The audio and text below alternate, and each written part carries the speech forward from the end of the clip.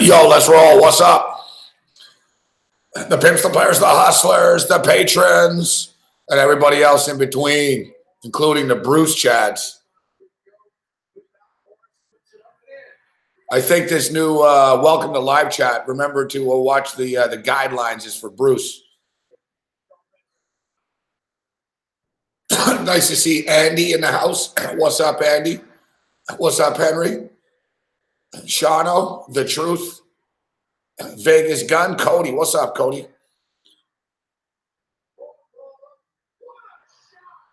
As I've had a long day today. We're on the way back, and Bruce is like, "Oh, Patreon's down." LOL in caps. Like, I don't know why he thinks that's funny. Like, number one, I don't know why you think it's funny Patreon's down. And number two, you know, you're not getting refunded, so I guess the joke's on you. What's up, Gino? What's up, Paul?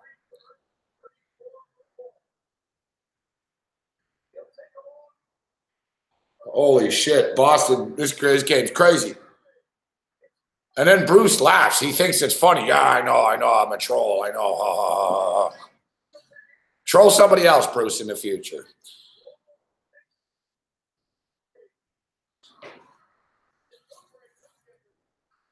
$128, $125 Boston right now. What's up, Money Tank?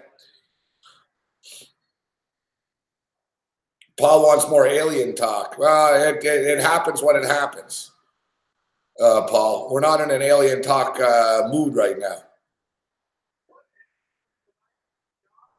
Well, I don't know. I guess Babano is pretty. If any of our guests would be alien, like it would be Babano. I guess so. I guess we are on the alien team. Babano's joining us tonight.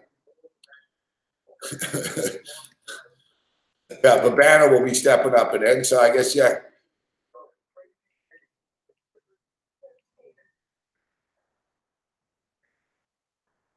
So like I said, we just got back. We didn't even get a chance to eat. But we've got a fresh oven-baked pizza here. Custom made to my order. This is from Michael's. Michael's local spot.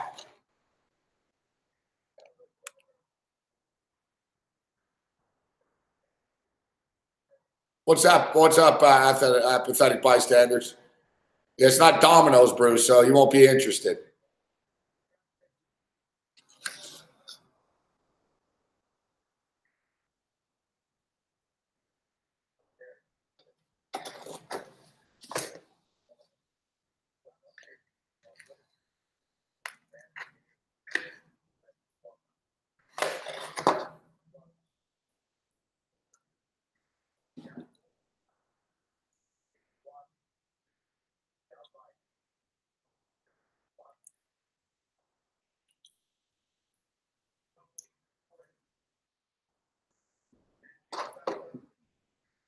Not bad.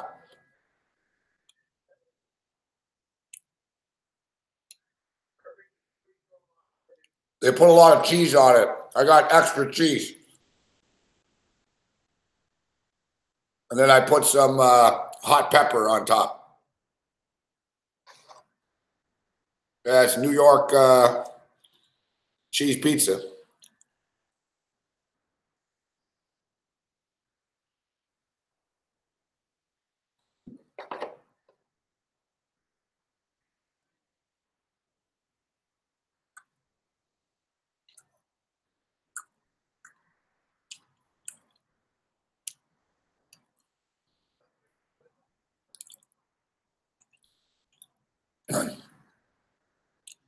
I'm not saying it's the best pizza. Let me clear the lens up a bit.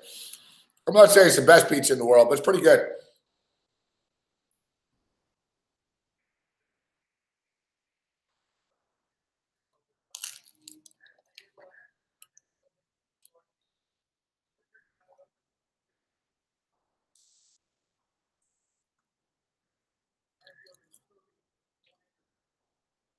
What's up, Spencer? Yeah.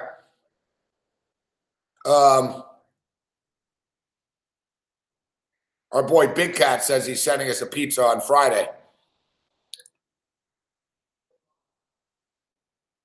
In New York.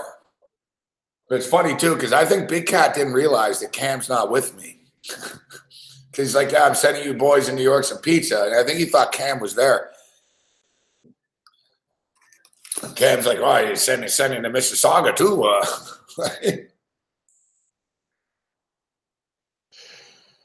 Yeah, we got lucky on Sunday, on the Sunday show. Dude, regular viewer was tuning in. Me and Corey were lamenting about the fact that the pizza place underneath our studio was closed. And it's not there anymore. They closed it down. And it wasn't very good anyways, but it was $1. And it was good on Sundays. It was quick, right? So one of the viewers, fortunately, it was a nice guy. He said, man, you guys can't eat that shit. Fuck. He goes, I'm tired of hearing you guys talking about eating fucking shitty pizza all the time. So they ordered us a pizza. I don't know the name of the place. We got it was on 14th Street. I think it was Pizza Italia.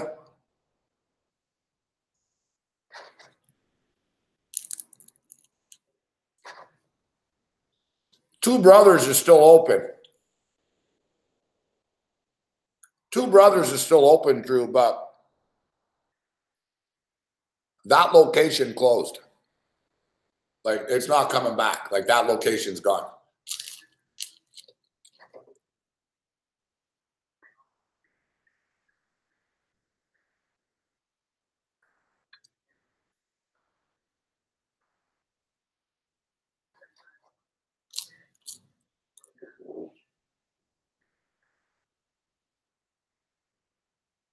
No, yeah, I'm just saying, yeah, the one on 35th is gone.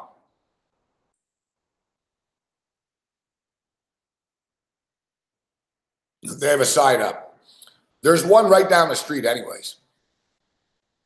But it's not worth walking to. That's the thing. There's no pizza on that corner. It's not a good pizza corner, that corner.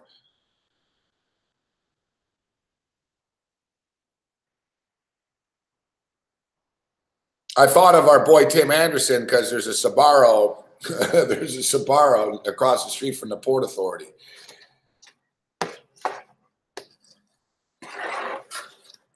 Or is it Times Square? Whatever. I know there's a big Sbarro there.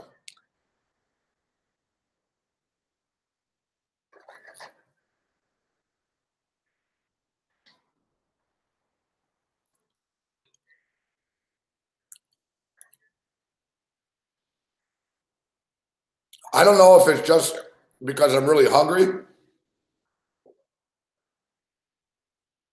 Oh, there is, across from Modell's, huh? Oh, that's right. Yeah, I don't know if it's just because I'm really hungry, but this pizza is good. It's like better than it usually is or something. I don't know.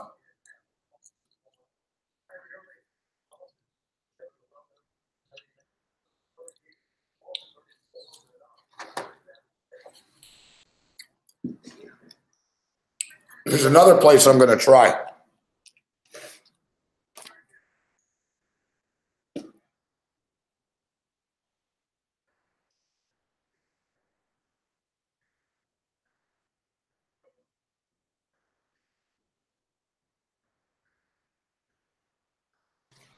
It's a little pricier, but I've noticed a lot of people in the building have been they get this stuff. Napoli's wood stove pizza.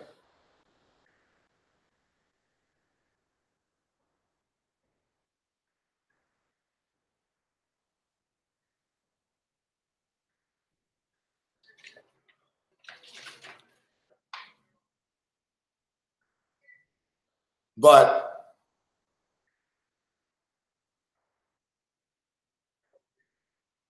it's sort of, it's wood stove, sort of thinner crust. But they have your standard. Look, they got the meat lovers and vodka pizza. I've never even heard of that. Fresh mozzarella over our homemade vodka sauce, topped with fresh basil and Romano cheese.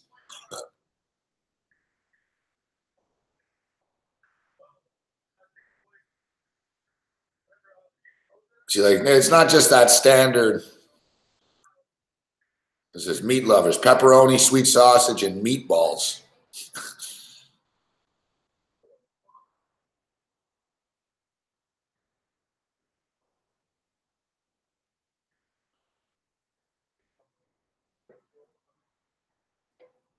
Seems to be an all right place, though. Like I said, I noticed the boxes in my recycling room there, and then I noticed they had this in my lobby, so I fucking grabbed it. I never ordered. I was going to order from there the other night, but I didn't. I started to look, but I got put off by the pizza. I was like, too many decisions. I was like, oh, it's one of these pizza places. I was like, it looks good though, but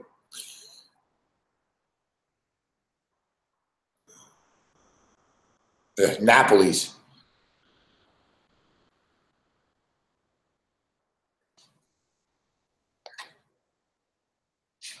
Yeah, I've been hearing good things about Grimaldi's.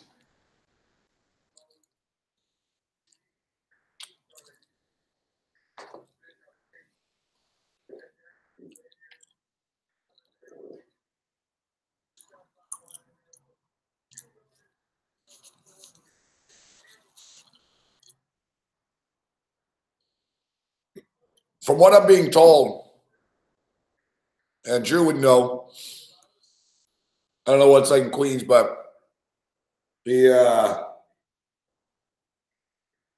everyone's telling me that Brooklyn has the best pizza.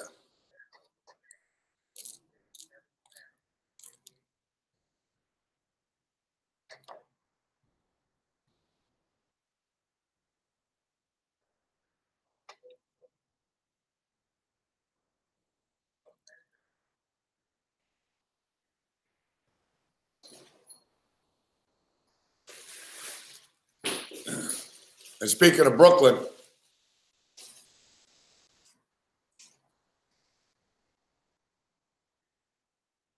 I wanted to get this the other night when I was hammered, but I didn't.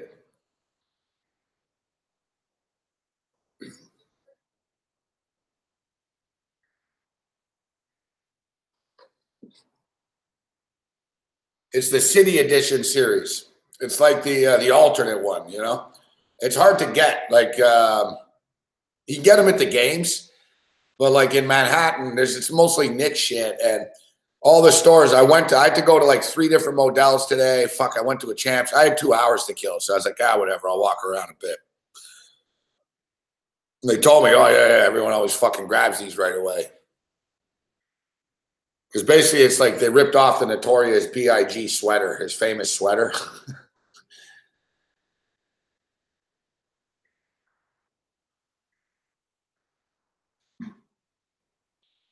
That's why I like this jersey.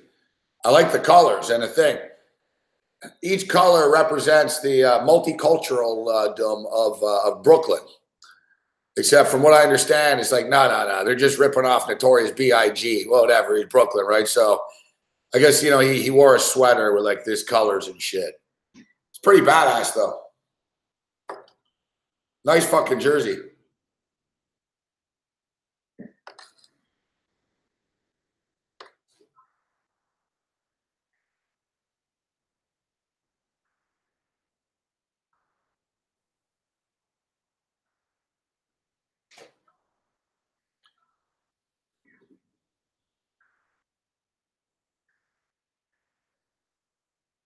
And in a strange turning of events, I know I told you guys that the morning show's on fire, right? I saw someone mention it here in the chat. What did you guys say? I'm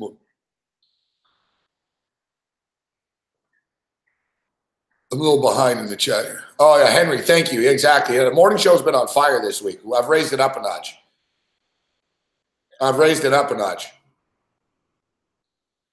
So,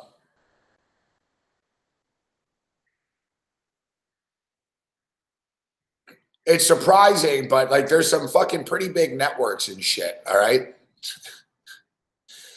there's some pretty big networks and, you know, potential radio deals, and like there's been big meetings going on over the last like week or two. Like, and so now today I just got the call. I don't really try to think about these things too much, but today I got the call today. It's like, I was told, like, they're like, listen, they're like, everything you're doing right now, like literally everything is under the microscope.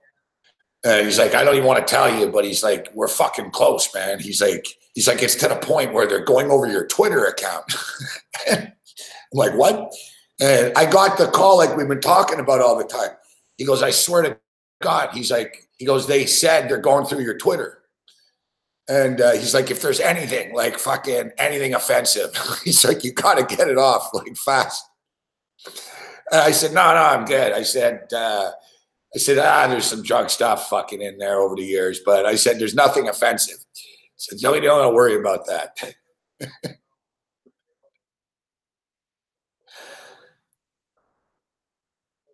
Right. So it's funny. He's telling me about like my Twitter, and he's like, listen, you know, the other night you're hammered. He goes, I don't really care. He goes, just, I want to let you know that there's some big people that are paying attention to you. And I'm like, yeah. And I'm sort of thinking, he goes, oh, I'm serious. And then he drops it. He drops it. He goes, listen, he goes, did you say something about, he goes, you said something about MSG again, didn't you? You and Corey. I said, no. I said, I swear to God, I didn't rip the Knicks at all or Rangers at all. And he goes, wow, fuck. He goes, it came up again. And long story short, basically fucking MSG loved me. MSG loved me. And they basically stated, listen, tell them to fucking chill out. We're close to something here. Like, so basically I look back, and it was what it was is, we said that we had a great time in Brooklyn and we got courtside seats for $60 essentially. And fucking, we said you couldn't get into a Knick game for $60. That was all it was. But the only thing is, with all these networks, they're fucking insane here. Like, I won't last. Like, I'll get on one of these networks. I'm going to last a fucking month, man. They're going to fucking flip. Oh my God, you said this, fucking, you know what I mean? It's like, fuck, I better paid a lot of money when I go on these fucking networks. I better have like a year guarantee, because I don't know if I'll make it.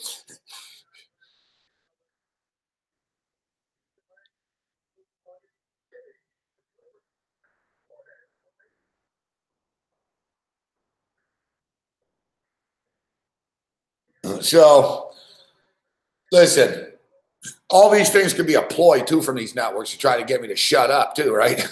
You never know. It's like, I realized that the other day. I was like, oh, fuck, I can't say that. Fuck. There's certain teams I can't, like, even now, I've got to fucking start to think about, you know? But I've never been like that, right? I've never thought, oh, I can't say that. I can't do that. It's like, but now, like, the list is growing, fuck. The list is growing. I've got to stay away from fucking, I got to stay away from the Knicks, the Rangers, and the Yankees.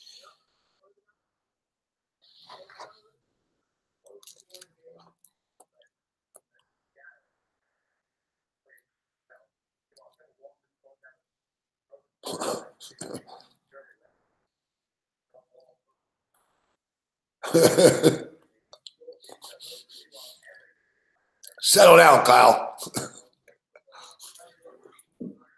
This is the big leagues. You got to do what you got to do, all right?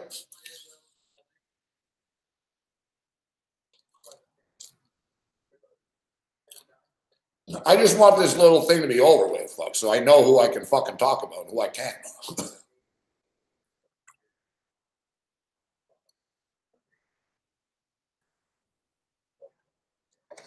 Listen, I fucking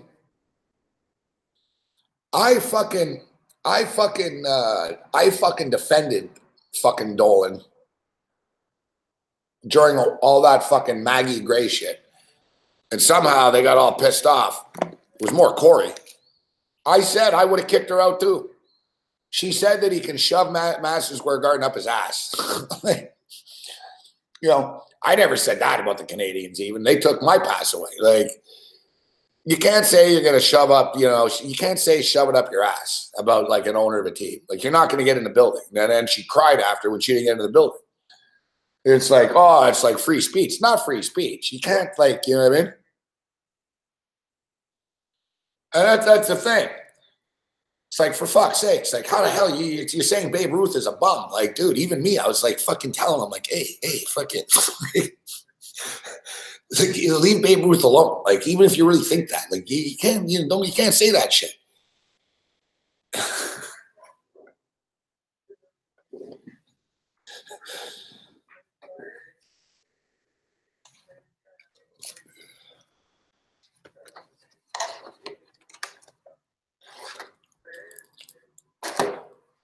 They're trying to run me out of town.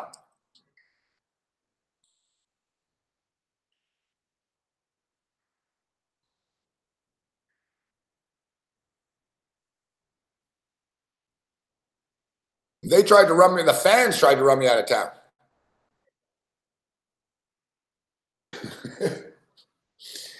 I forgave everyone though. Like I was pissed off at the time. I was like, oh, really? This is the way it's going to be, huh? After all these years, people are going to turn on me because I fucking picked the Canes. And my boss came to me and he goes, you got to lay off the Canadians. Fuck it, you're too much. Like, stop picking the Hurricane. You're pro Hurricane too much. And like, he's like, people are flipping out. Sponsors are flipping. He's like, the Canadians are flipping. Everyone's fucking flipping out. You got to chill it out. And I'm like, dude, what do you want me to do? Fuck. Like, I said, I don't think they're going to win the series. You want me to fucking lie? He's like, wow, you don't have to be so fucking, direct about it. And so the Canadians, the story was I picked the Canadians to lose in 6 to the Carolina Hurricanes in the playoffs, all right? Came to me in the playoffs. And everyone was loving the Canadians. It's like, oh, they're going to win the cup. And like, I said, they're going to lose to the Carolina Hurricanes, all right? It was in the second round. I said, they're going to lose to the Hurricanes. They ain't doing shit. They're going to lose to the Hurricanes in 6 games. And the Canadians, I took it hard. People were like, yeah, F you. You don't know. It's like people in Montreal are nuts about the Canadians, right? So they weren't happy.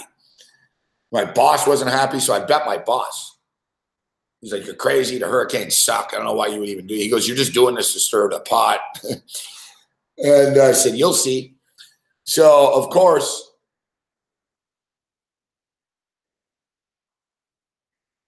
the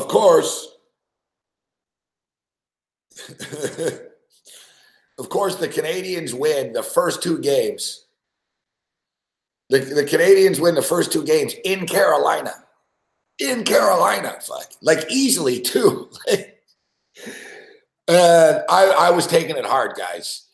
Like, dude, the phone lines, man, it was over the top, man. Like, I used to my show only was phone calls in those days, right? So it's like every night was full of calls, but every call was hostile. It was like, hey, Morency, good call, blah, blah, blah. Like, people are all like, stick to picking football. Like, people were coming at me left and right, man. Everyone was mocking me and shit. And I saw Rob Brindamore and I saw a couple of Carolina Hurricanes on the street during the day in the city. And I said to them, I said, come on, man. I said, you guys, fuck. I said, you got to come back, man. Let's go. Fuck. So I went to game 3. All right. I went to game 3 in the first home game. And they didn't have my press pass. It was the first round of the playoffs. They didn't have my press pass. Like, you have a special pass for the playoffs, right? I had a regular season pass. So I get there and they don't have my pass. Except the security guy knows me and likes me and shit, right? So he doesn't think much of it. He's all like, oh, it must be a mistake. He's like, just go up and we'll get it worked out for the next game. So I'm up in a press box and I notice I'm getting dirty looks and shit.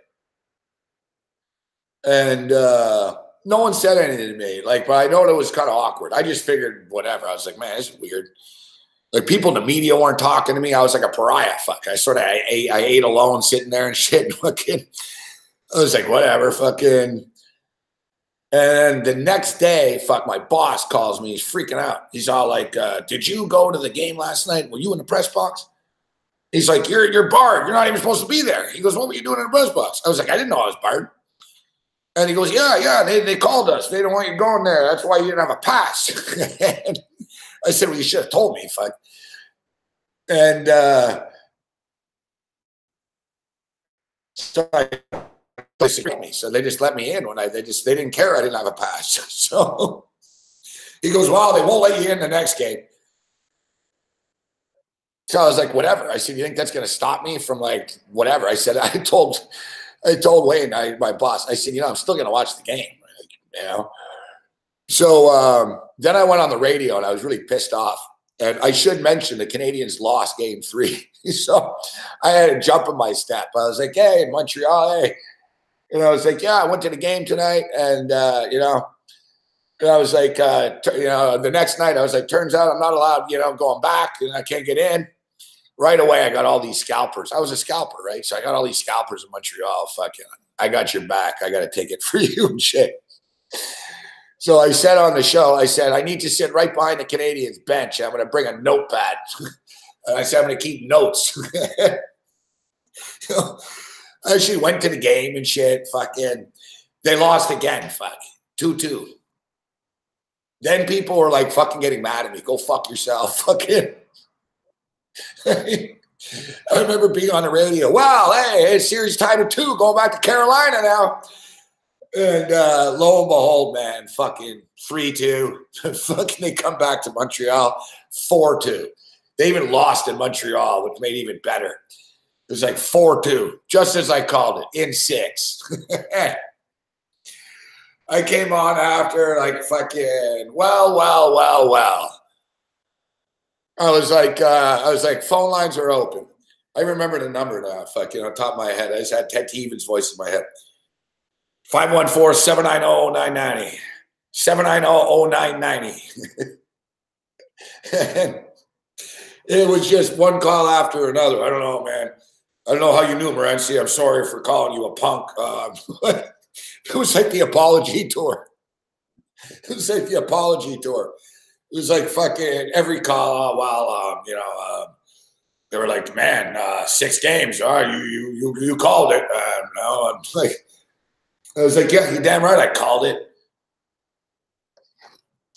I was like, you're damn right I called it.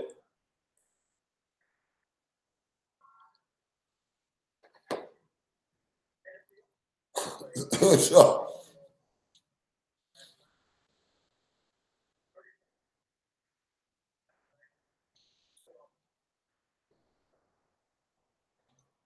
and in fact, I then rode Carolina all the way to the Stanley Cup.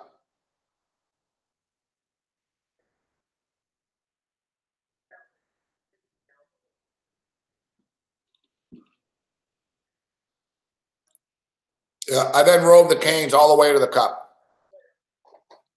They were my team after that.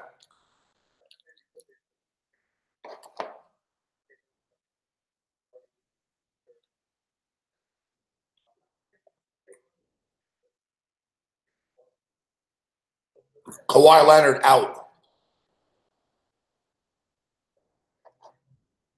Kawhi Leonard is out.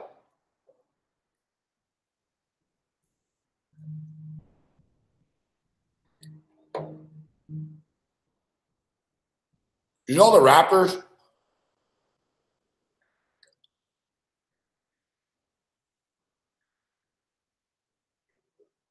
No, it was the same thing, Nick Papa Giorgio. He told me, stop ripping the Canadians because we're close to getting their rights.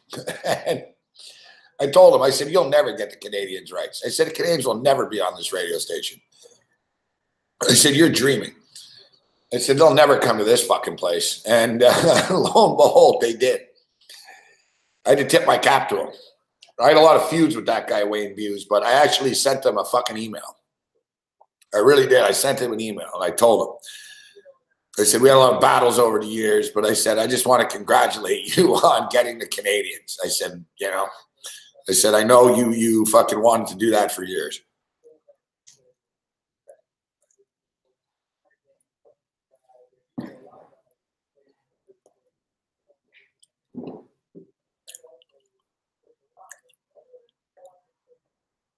I saw him once, years later. I only ran into him once in my life since then.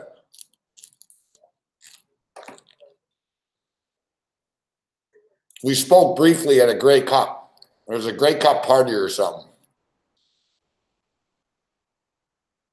Yeah, it was amicable. When I look back on it now, I was to blame more than him. He was a dickhead, but I really pushed a lot of shit in those days. Like, looking back on it, like, I could see why he was upset all the time.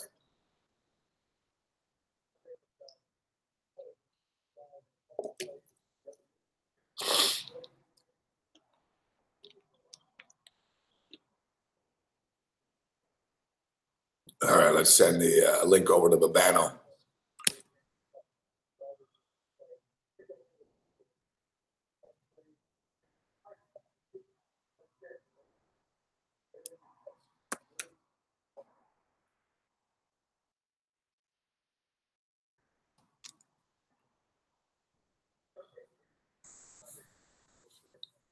I'm not even getting into fucking Brian and homicide and this shit. Now he wants to redo 2 songs and remix this, and like, it's like, I started reading his thing and I had to just close Facebook. It just enraged me for a minute. And I was like, I just shut it down. I'm just gonna tell him fucking whenever I fucking like feel like I have the energy to deal with this shit. I'm just gonna tell him, do whatever you want, dude. But I'm not doing it. So go and do it. I'm not stopping you from doing it. You know, you go back to Toronto. You do what you want to do. Like, and then I don't give a shit. Like, that's what I'm trying to tell him. Like, dude, like, it's done. I don't know what you want now.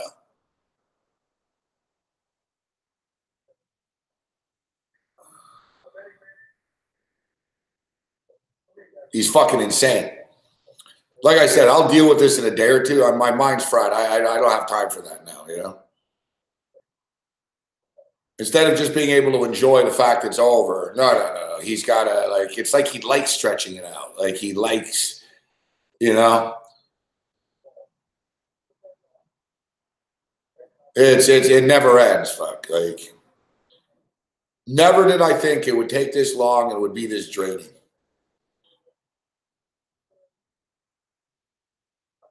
Like, the other guys in the band don't even, like, take his calls, fuck.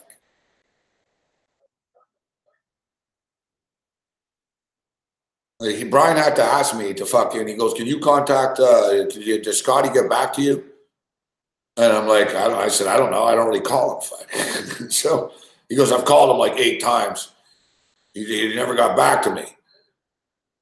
And so I fucking called him once and he got back to me, right? And he basically said, he goes, I can't deal with him. He goes, he just drains my energy. He goes, I can't deal with it. Like, so I tell Brian all the time now, I'm like, dude, just send me whatever you want on Facebook in the message thing. You know what I mean? Like, cause he's, listen, like I said, his heart's in the right place, but he's the type of dude that you can tell him, like I tell him, listen, Brian, I'm on TV, I'm on the radio in 2 minutes.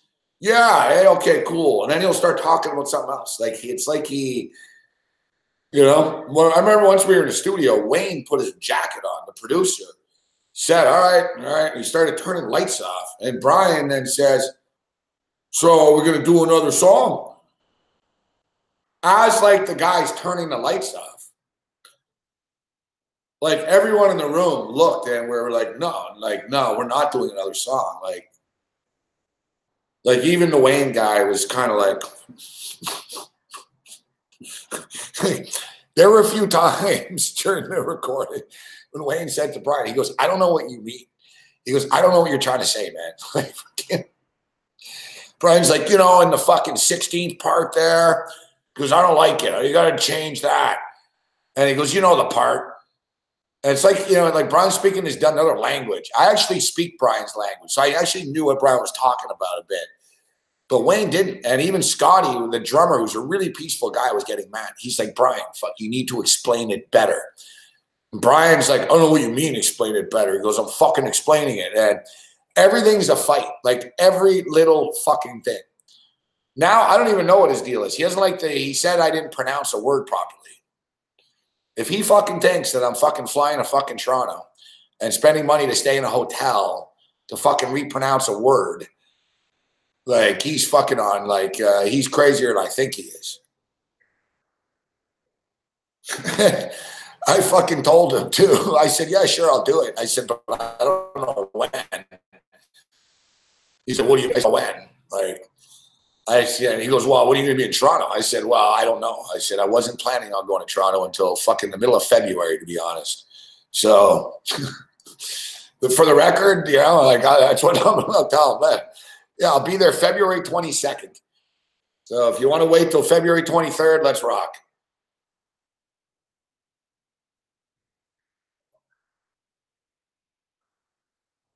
I want to hear what his little pronunciation shit's talking about. I think I said scourge more than scourge. Scourge of God. I think I said scourge of God, or I don't even know. He's fucking nuts. Like I said, like he wasn't this crazy before. Like he's lost his mind. Like even, it's not just for me. He's not nitpicking just me. Like he's nitpicking his own things. Like he wants to take a solo out. He wants to put something in. It's like, fuck, dude. Like, man, it was just supposed to be a fun, let's bang it off, get it out there. Like, and now it's turned into this, like, I've already gone back there 3 times. And plus you throw in the rehearsal. It's like, dude, like, I don't have time. You know, I don't have time. Like Super Bowl fucking week. It's like, that ain't fucking happening. Like I shut down that show. Told him, I'm not doing that show. And he's like, well, what about fucking in the 3 weeks after? I was like, no, I'm not doing that show either. He doesn't get it. I'm working on big things here. I don't have time. Fuck. Like, he doesn't get it. All right. So here's Babano stepping up and in. So, yeah, for the record,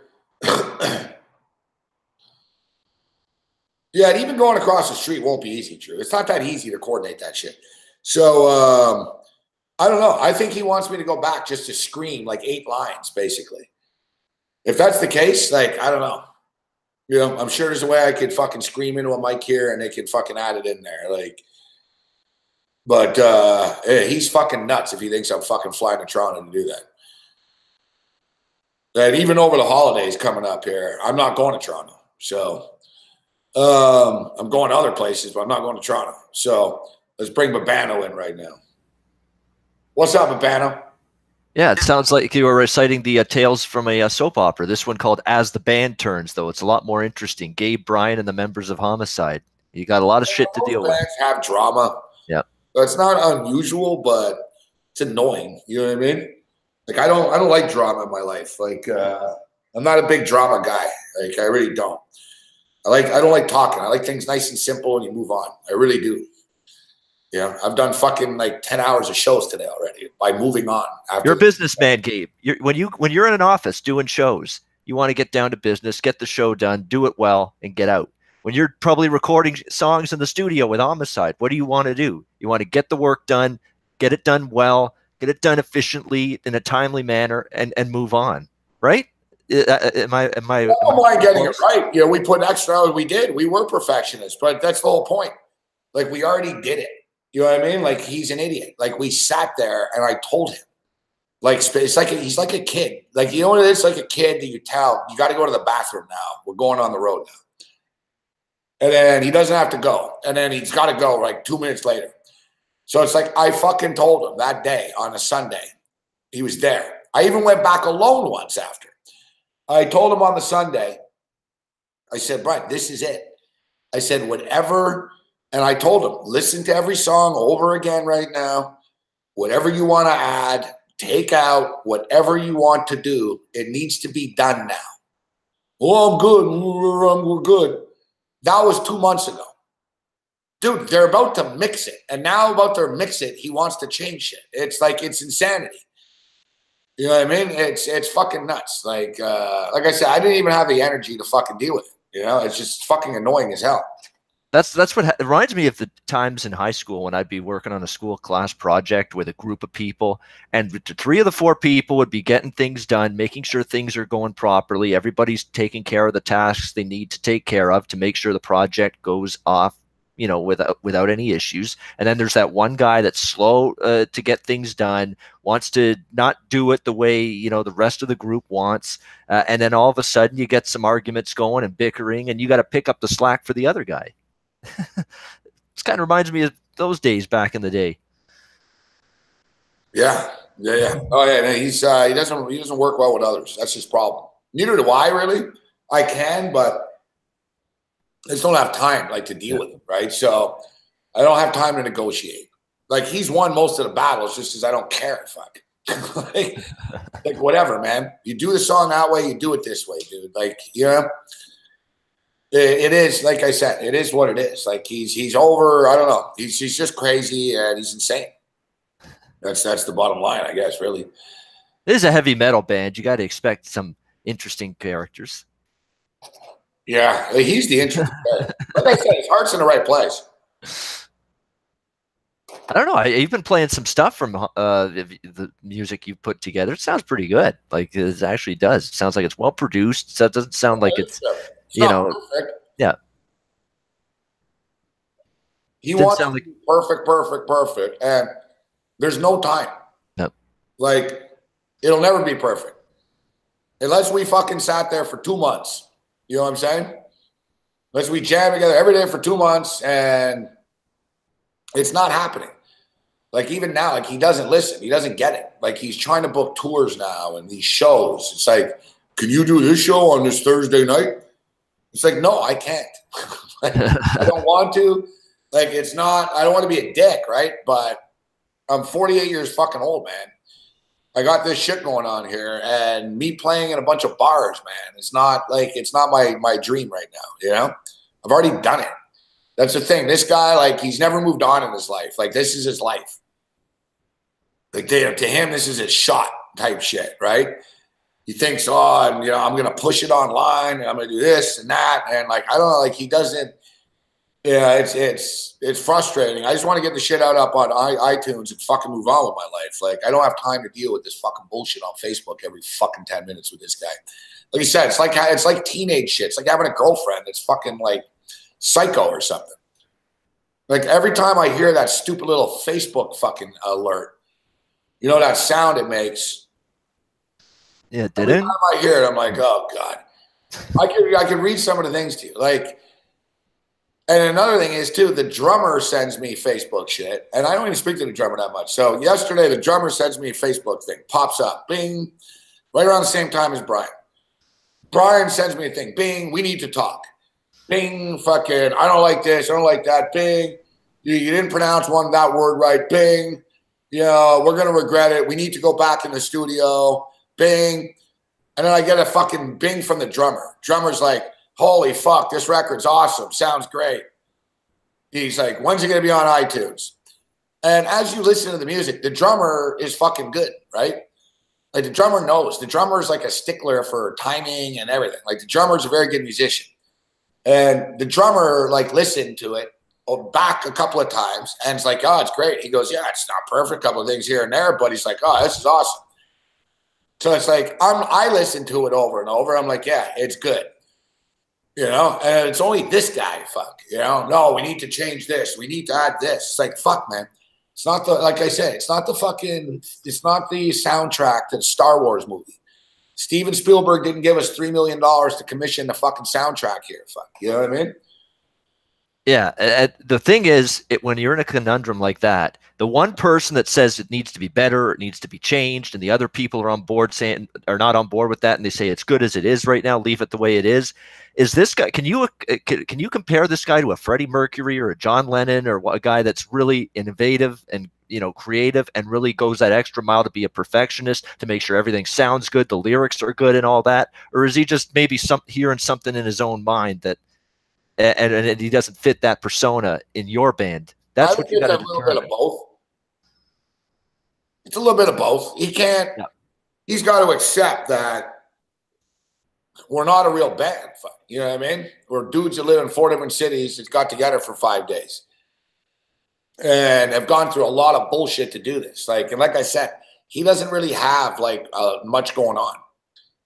Like, so to him, like, he's the type of dude that, like, when he calls me, like, he fucking, like, he wants to talk for like an hour on the phone. You know what I mean? Like, he can't get him off the phone. Like, he'll talk and then he'll start Chatty talking Cathy, about something else. And then, like, he doesn't listen when I tell him I got to go. So I'd say it's just like, you know, it's just different. We're different things. Like, I have a lot of shit going on in my life. Like, I don't want to be an asshole and tell these guys, like, listen, bro, I don't have time for this shit. You know what I mean? Well, you don't have to let any secrets out, Gabe, but you got shit popping off at fantasy sports right now. Yeah, well, that's the thing. Like, it's not in the yeah, camp. I'm not trying to be a dickhead to him, but you know what I mean? I don't care about plan to get the music done, get it out there. And I even told him, we'll do a little mini tour when I have fucking time in the spring. We'll set something up. We'll do fucking, like, you know, I'll get a week here, a week there, whatever. We'll bang something up. But I'm not fucking flying around and do fucking bar shows in fucking Quebec City and these fucking places in the middle of the winter. Like, he's nuts, fuck.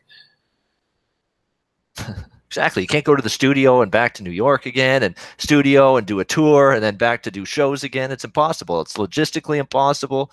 It's just financially, it doesn't make sense. From a financial perspective, from a personal life perspective, none of that makes any damn sense. You can't do it. All right. So it's funny. I like the Boston Celtics tonight, but I didn't lay the price. I've had a really, really good night, actually. But they ended up covering. It's funny. Yeah. All right. So I had in the NBA tonight, I only have 2 picks. So I had the Brooklyn Nets. Yes, I had them too. Very good. Outright against the Sixers. Yep. Telling you, Brooklyn played Philadelphia tough. And I saw Brooklyn in person last week. They're good. Like Brooklyn plays hard. They really do. They're well coached. Like they really are well coached, and they listen. You can, like, I saw them. They listen to their coach, and yeah, like they do all the little things. Actually, like they're not like a reckless team. Like they're pretty good in the inside. Like they got some big, tall dudes on their team. They're not a joke to play the Nets. Like if Karis LeVert didn't get hurt, they'd probably be a playoff team this year. And they got D'Angelo Russell's playing great for them right now as well. He certainly played well when they beat the Raptors. And he's played solid, actually, you could probably say, for the better part of the last 2-3 weeks when Brooklyn's really started to make this turn. And from an ATS perspective, they've been really strong. He's a good fucking scorer, that kid. No doubt. And Brooklyn, again, Brooklyn's defense sometimes comes and goes, but you know that's going to happen with them. But they're finding ways to score right now. Offensively, they're looking quite good at right now. And look at tonight; they hang 127 on the Sixers on the road. That's a team you can make money with, Brooklyn, in the near future. In comparison to like the Knicks, it's funny because the Knicks get a lot of more positive shit here in New York. Like people are like kind of patient with the Knicks. They like the coach, they like the young talent, but. You know, look, Knicks lose to Cleveland. Brooklyn goes into Philadelphia and wins outright, you know? Like I'm telling you, Brooklyn's got something going on here moving forward. They need one free agent to sign, and then it'll start. Yep. One thing with the Nets is, too, over the years, they've always traded their draft picks, right? They haven't had a first-round pick in years. Like their management was terrible before. So it's taken them all these years, but now – their cap is cleaning up. They're off the hook for all these stupid salaries and Paul Pierce this and Kevin Garnett. And like they did a lot of weird, stupid things to try to get credible before. And they paid the price for it, but they own their draft picks now. They've got money. And I've always said, like, it's an attractive situation in Brooklyn. Like a lot of players don't want to deal with the Knicks because of the pressure, because of Dolan and you know, it's just Brooklyn's under the radar, but it's still New York and a big market. So, you know, like I said, you know, Kyrie Irving supposedly was going to sign with he's a free agent at the end of the year with Boston. And now, Kyrie supposedly's plan was to bolt Boston and go to Brooklyn after. He's from New Jersey. And I don't know, he didn't, it wasn't the Knicks. It was going to be the Nets, but supposedly, Kyrie Irving, if you remember, he gave the Celtics a verbal commitment, whatever the hell that means, because the Celtics were like, dude, like, everyone we talk to in the NBA fucking thinks you're leaving. In sports, they usually don't mean a whole lot, verbal commitments. Yeah, so I guess Kyrie Irving fucking told the Celtics, no. I haven't made up my mind to leave. Like, the thing is, who knows? Kyrie Irving is a weird kid, right? He's going to do what he wants to do. You know, Kyrie's going to be Kyrie. So what do you think of the Raptor game here, Babano, tonight? Raptors, so Kawhi Leonard's out. They're actually 6-1 without Kawhi Leonard. So, but it definitely hurts against Golden State. And just for the record, I called this today on the morning show. I said the Raptors won't play Kawhi today, even though he could play. He does have a bruised hip, but why play him and then lose? The Warriors is a revenge spot. The Raptors beat the Warriors last week, 10 days ago, whatever. And yeah, the Warriors, remember this. The Warriors are going to win no matter what tonight. It's like payback. And it's like, why bring Kawhi back and then you lose, and it just sort of fucks the confidence of everybody. The Raptors are almost waving the flag tonight. It's like, yeah, we went 1-2. We beat the Clippers last night. It's good. And it's almost going to frustrate Golden State. It's like, come on, man, just play everyone. Let us beat you, right? But it's like Golden State wasn't at full strength when the Raptors beat them. So now the Raptors are returning the favor. It's like, all right, hey, now we play you. You guys can beat us. We're not going to play Kawhi. And that's the one thing with the NBA, and it's kind of frustrating. There's a lot of little head games like this. Yeah, we rested who? Curry and Green. Someone else didn't play in that first game between Golden State and Toronto too. And well, they were in the midst of injuries. It wasn't that they did it deliberately. No, but Draymond Green was hurt and Curry was out. Yeah, they were. It was an injury-related. It's an injury-related thing too with Kawhi. But I think if he had to, I think this was Game 7 in the playoffs. He probably would have gutted through it and found a way to get on the court. Last night to the Clippers, he probably plays tonight. Yeah, exactly. If it's a must-win situation in a postseason series in a big spot, you probably see Kawhi find a way to get on the floor and play tonight. But it's not. And you know what? It's not so much that I'm concerned that Toronto can't compete without Kawhi. The concern is this is one of the spots Golden State cares. And when Golden State has a spot in the regular season and a game in the regular season where they care and they bring their A game and max effort, it's going to be tough for the opponent. And that's probably going to be the case for Toronto. This is an A game, max effort spot for Golden State. Yeah, exactly. And Toronto played last night because right, yeah. Worse. Because think about what Golden State happened to them earlier this season on their home court. They were not just beaten, they were eviscerated by the Milwaukee Bucks at home early in the season. What did they do last week in Milwaukee in the revenge spot? Oh, they went into Milwaukee and basically controlled that game from start to finish, and one going away in Milwaukee against the Bucks. So this is, again, another similar spot to that revenge situation. Toronto's going to have Golden State's going to be attentive here. Toronto's going to have their attention in this game. I actually laid 6.5 with Golden State. I like the Raptors, want them to do well, but I think they're walking into a tough situation here. I think Golden State's focused, probably maybe got a chance to extend the margin. This is where I'm a homer. I just can't bet against them. Fuck. No, I hear you. I want them to do well, but I just fear this. No, I can't disagree. It's a great spot for Golden State. Listen, I'll be honest. I thought fucking there was a good spot for the Clippers last night. Yep. And I didn't bet it because I was like, I'm not betting against them. And then the Raptors look great. But this is different. This is Steph Curry and Kevin Durant. Focused, pissed off. Curry, Durant, Green, and Thompson. I mean, they're all there now. And we're seeing Golden State really put it together the last week and a half with all of them together again. They're playing really good. I like the over in this game tonight. Yeah. Yeah, I mean. Especially without Kawhi. It'll open things up. Kawhi's like the best defensive player in the NBA. So the Raptors, it'll open shit up. It should be a 3-ball fest tonight. The only question is, what can we get from the Raptors? I think it gets there. I think, everything when these two teams play, man, they usually get after it. Like the Raptors play the Warriors pretty tough. They always have, like even with injuries over the years. No, I remember the last couple of years, they'd go to Golden State, and they'd be in the game, they'd be tied midway through the fourth quarter, and then Golden State would go on that surge and pull away in the last 4 or 5 minutes. I mean, it's happened a couple of times when the Raptors have made the trip to Oracle the last couple of years. So they can hang. My question is Golden State eventually going to have that little burst they always seem to have, and then they turn what's a close game or a 1 or 2 point lead in middle of the fourth quarter, it turns into a 10 or 12 point win. That's the concern. And if Toronto gets behind double digits in the last couple minutes, they'll surrender and they'll just move on. Ty Rich says Steven Adams can beat up 90. Yeah, he could pretty much. Yeah, he's one of the tougher guys in the NBA for sure. If you'll notice, Ty Rich, people don't mess with Adams much. Like you'll notice he doesn't get into it a lot with other players because they're not going to mouth off too much. He's a nice kid though, Steven Adams. But I don't know if you know, Steven Adams though, he's homeless. He was a homeless kid. He's homeless from New Zealand. He's got like 17 other brothers or something. He lived on the streets as a teenager. Didn't even play basketball. He only started playing basketball like he went to Pittsburgh. I think he went to a prep school in the States. And then he went to Pittsburgh University. Like Steven Adams was not very good in his first few years in the NBA. He was a great story in college, but he wasn't very good in the NBA. He was very raw and just, he was skinny. He's morphed into this sort of fucking ripped fucking dude now and shit. But he had great story, Steven Adams. All right, Babano. So, talking about the Raptor game going off the board here. That's the only late NBA game, right? So, college basketball right now.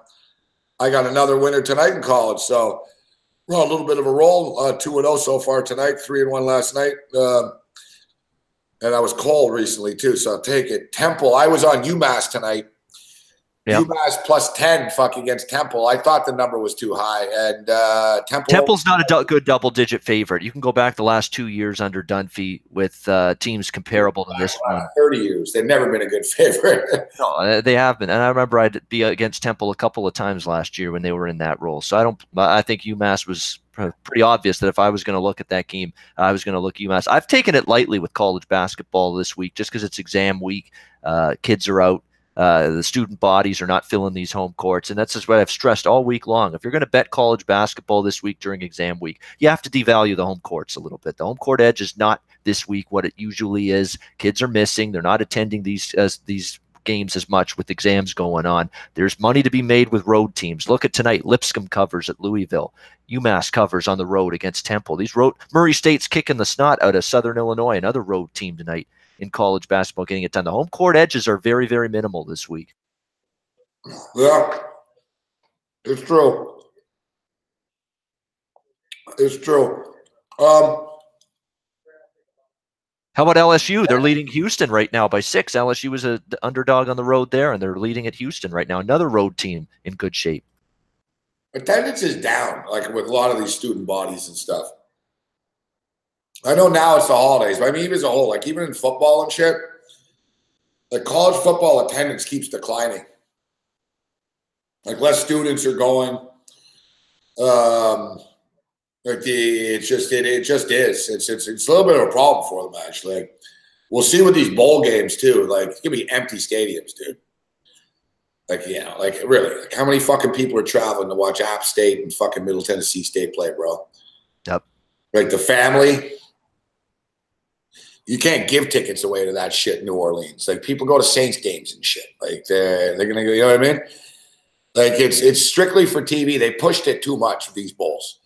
There's too many of them. I don't mind as a bettor.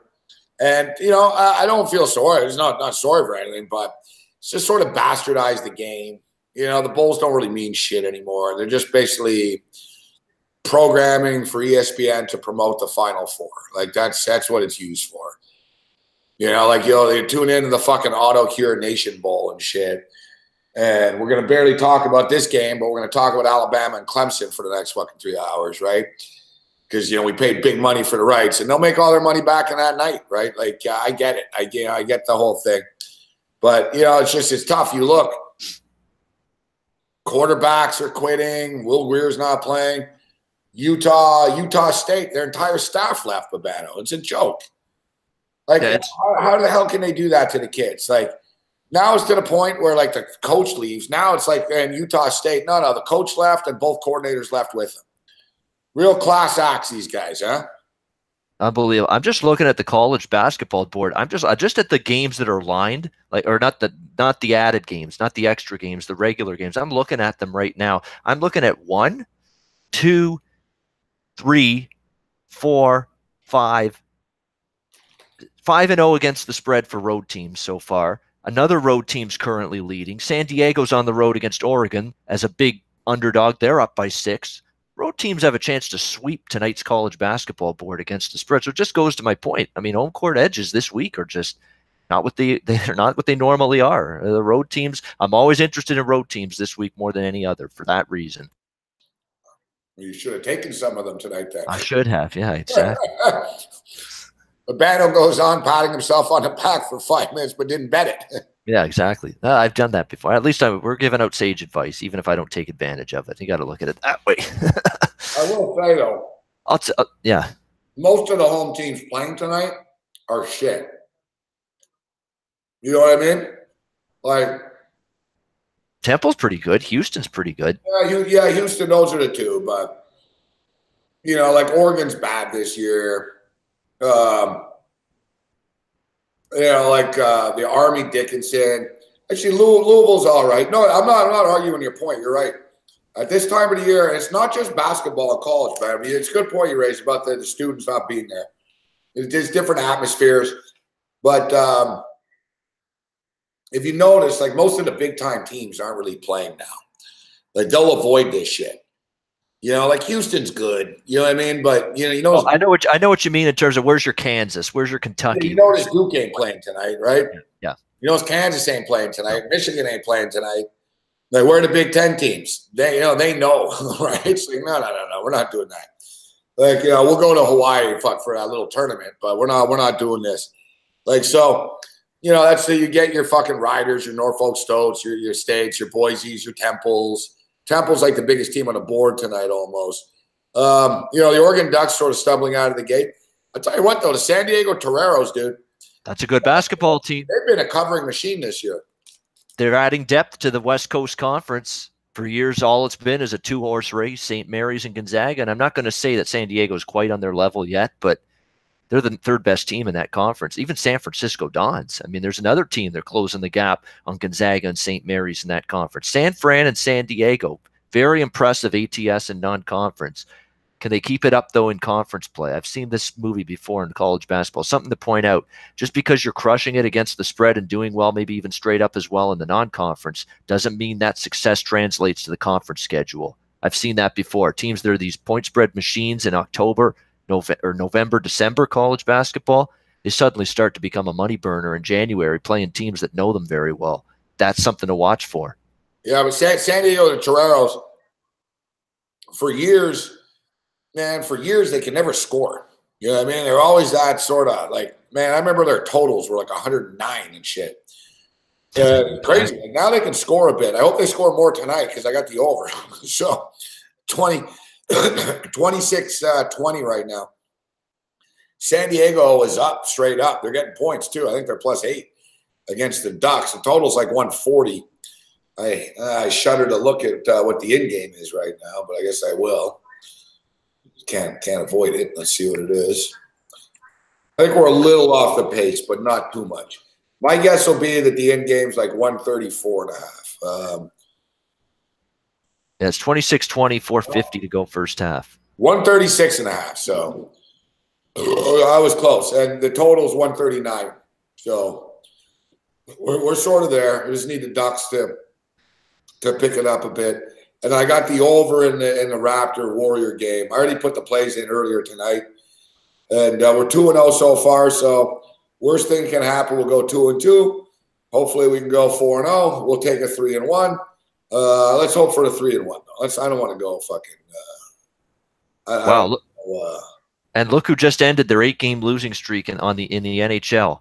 Chicago Blackhawks. Wow, the worst team in the NHL. They've rose to the occasion and beat the Pittsburgh Penguins 6-3 tonight. Final score. They finally won a game, huh? Finally won, yep. Good for them. Stayed away from the NHL tonight. Yeah, it's been a tough run for Chicago. Can't keep the pucks out of their net. Their offense hasn't been great. I mean, they've got so many issues right now. But, hey, give them credit tonight. They got the job done. Back-to-back. They played in Winnipeg last night, too. Our man Paco in the house. Paco Healy signs up and in. Good to see you, Paco. Welcome aboard to all of our new patrons. I know there's been a lot of signups over the last week and a half or so. I remember Paco. from IFBC. He was there for that. Absolutely. Yeah. Let's see. I think we're at 112, 113. Let's see. 113. Wow, it's pretty good. That's pretty good. You were below 100 when you moved back to Patreon full time after the SBR gig ended. We were at 70. We were at 70 like 2 weeks ago. Wow. So it's dropped from 70 to 113. Holy mackerel. That's pretty good. Yeah, like it's a good business growth. Hey, I was thinking about that for growth. I'm like, whoa, hey, we're nearly doubled in like 6 days. And yeah, look, this is just sort of a hobby type thing. Yeah, I know people like the late night shows. I mean, I'm pretty burnt out as it is. Like I said, we'll see as things go forward. Like if it's either, we're either going to hit shit real big or it's going to be bust soon. So we're all in right now. We'll see what happens. No bust. Think boom. No, I don't mean in a bad way, bust, but I'm going to go hard for the next, like, this is it. I'm not going to fucking, I'm not saying I'm about to retire, but I'm saying I'm not going to fucking work my ass off fucking 18 hours a day until I'm 72 years old. You know what I mean? Like, this is it. I'm taking a run at the big leagues now. We'll see what happens. I sort of have like a 2-3 year sort of thing in my head to see. I know shit doesn't happen overnight, right? So, but I'm giving it like a 2-year run. Mm-hmm. And I'll be fucking 50, and then at some point I got to chill out. Fuck, I can't be fucking. I can't be on fucking 18 hours a day fucking for the rest of my life. No, you're going to be, you want to do the 18-hour days at 72 years old? I know. No. Yeah, it's got it. You don't want to do that? It's not healthy for me, like, or anybody, you know what I'm saying? Like I was telling the viewers, I was like, not healthy for you guys to watch me all day either. We all need to go outside, fucking smell the flowers a bit. All right, so the football game tomorrow, Kansas City and the Chargers. What do you make of this one? What I make is it's a fascinating game because there's so many things you got to consider. You got to consider health of the teams on both sides, and we have key injuries on both sides. How healthy is Spencer Ware going to be? He was limping off the field last week. How healthy is Tyreek Hill going to play? That's the last I read, is that he's going to be doubtful and likely not going to play. Tyreek Hill gets banged up, somehow comes back and makes that ridiculous catch off an even more ridiculous throw by Patrick Mahomes to on that 4th down play against Baltimore. How's healthy he going to be? Here's the issue, though. The Chargers have issues on the other side. Is Melvin Gordon going to be in there? They've been missing him. He's been in and out due to injuries. Will he be on the field? Can their defense get a pass rush on Patrick Mahomes? And even if they do, he's got that ability to escape, move out of the pocket. If Kansas City wasn't so banged up, I'd be on Kansas City. I still lean that way. I don't trust the Chargers in these big games. I know they won one against Pittsburgh, but Pittsburgh just urinated all over themselves in this game coming in. That's one thing. They're both sort of banged up. I mean, now Eckler's out too, right? Yeah, exactly. They're going into their running back depth. Melvin Gordon might be back. Yep. Maybe not. I don't know, like, if how much they want to risk that, but I'll tell you this right now: I'm not stepping in front of Andy Reid's 20-1 straight up track record against the AFC West in the last 21 games. You want to bet against that? Not me. Andy Reid's, what's that? 20-1 straight up last 21 games against the AFC West. Yeah. The road team has done jack shit. The Chargers 9 straight times. Yeah, and the road teams have done jack shit all season on Thursday night. They've been a money burner betting on these road teams on Thursday night. I could not endorse the Chargers, but no, it's a 3.5 here. It's a Kansas City team that's banged up, playing a game that went to overtime last week. There's also trends that state teams that played in overtime the week before playing on a short week, they're bad bets in the very next game. So, but I'd still take Kansas City before the Chargers. Reid gets his teams ready for these divisional games. It's the home team on Thursday night. Home teams have dominated Thursday night, both straight up and against the spread. And I still think the Chiefs are the better football team all around. So, and Eric Berry back. That's the big one. Eric Berry finally back for the Kansas City Chiefs. He is a legit difference maker on this defense because now he is now going to allow your pass rushers. You don't have to rush blitz all the time. you can rush for, because that's a guy that can lock down a receiver down the field, a Tyrell Williams or a Keenan Allen down the field in one-on-one coverage. So his impact on that Kansas City defense is mammoth. And Eric Berry being back is one of the best things a Kansas City Chiefs fan could hope for. It's a Christmas gift come early for any Chief fan. Well, Berry's their spiritual fucking leader, right? That too. He offers that leadership. Well, he's like the captain, right? He's vocal guy. Yep. That sort of captain guy before.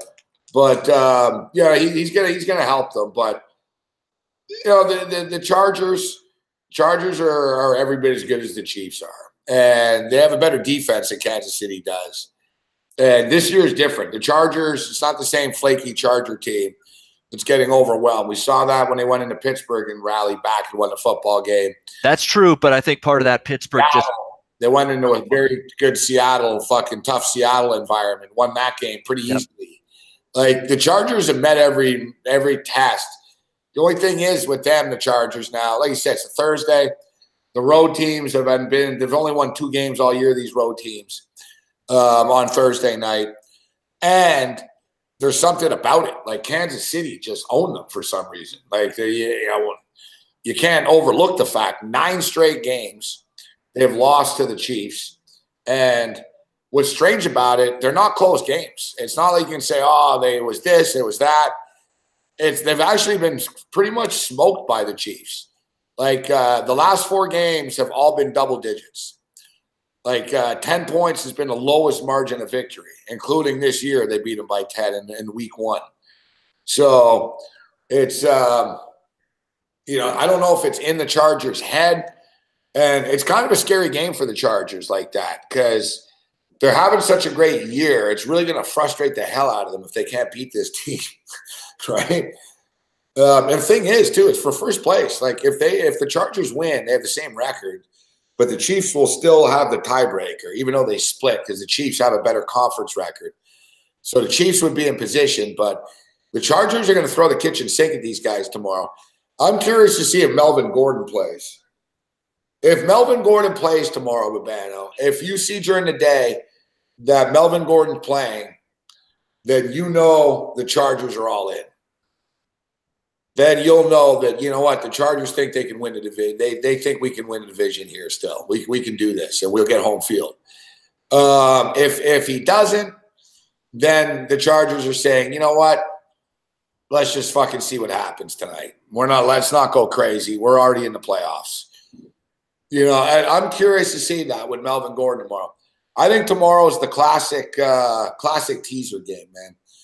Give me the fucking Chargers plus 10.5, plus 10.5 to the over. The only thing I'm going to stress, guys, about the total tomorrow is it is going to be raining, or at least it's 50% chance of rain. It's raining through the day tomorrow in Kansas City, and it is going to be a little cool. It's not viciously cold. You know, by Canadian standards, like -3 type shit. But, you know, with the wind and shit, it could be a little cold tomorrow night there, too. The Chargers on a teaser is not a terrible option. I couldn't see it'd still be hard to believe that Kansas City would just roll them over tomorrow night in that football game. The overtime stats, there's definitely something to that. I mean, I'm just looking it up right now. The teams that played overtime the week before. Oh, I know. We talked that about are now playing on Thursday night. Yeah, 6-26 against the spread. The next game. That's there's your overtime thing is crazy. Yeah, you're right. And then the Thursday compounds it. The only thing is, I knew about that stat last week when the fucking Bears smoked the Rams. Yeah. And they were coming off an overtime loss. Yeah, I was like, yeah, that didn't work out that well. No, it didn't. Good game tomorrow, though. Don't discount the Chargers, guys, in this game. And you know, it's sort of like if I'm the Chargers, by the way, and I think Melvin Gordon can play and even play effectively, like be 80% effective or better from a health standpoint, I play the guy. I need some confidence. I need us to show as a football team that we can maybe play with and finally beat this Kansas City team. If we're going to have a hope in hell of giving our team and our fan base some confidence going into the playoffs that we can do damage. I don't think it matters like that. Honestly, with the issues the Chargers have had in playoffs past and this quarterback, I don't think it's like I think it'll piss them off to lose to the Chiefs, but I don't think it's life and death for them. Like they might not even play the Chiefs in the playoffs, right? Somebody else could beat the Chiefs, and they wouldn't have to play them. I think it would help them if they could beat the Chiefs, knowing, all right, if we play these guys again in 3 weeks, at least it's not in our head anymore, right? Mm-hmm. But honestly, like, do you think that Phillip Rivers is thinking, oh, I can't beat this team? No. Yeah, it's just an anomaly, and probably he'll tell you that it's happened like this. But, we'll find out. Like I said, I mean, it's too bad they're a little both banged up coming into this. And one thing is, too, guys, you can't – it's like the Rams-Bears game last week. People are like, oh, look, the Rams this, the Rams, they're fucked. They didn't do that, they didn't do this. Guys, that wasn't the Super Bowl. You know what I mean? It wasn't the Super Bowl. Like, these teams are 11-2. They were 11-1 at the time. It's not the end of the world to them. It's just a game. And it's funny how people, like, overreact to this. Mark Lawrence brought up a great point tonight. I was talking with Mark, and he basically said, look, if you notice, he said the Chiefs and the Rams, we were talking about the Steelers and the Panthers. Neither of them have been the same since that Thursday night blowout game. There's just, for some reason, whatever, man. Like, the Panthers were cruising along. Since that night, the sky has fallen on their ass. The Pittsburgh Steelers blew them out. They haven't been the same since that night either. Like, they've been in a free fall. There's drama. It's just strange, like, what a game can do. And you guys, Mark brought it up too, is that if you look at the Rams and the Chiefs, they haven't been the same since that game that they played. It drained them. Like, it was like a mini Super Bowl, man. It was like the showdown of the century type thing, 54-51.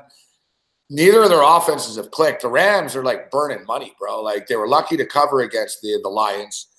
The Rams have been money burners for the most part of the season because they're overinflated. And if you look at Kansas City, like, you can talk about the Chargers going to this game tomorrow.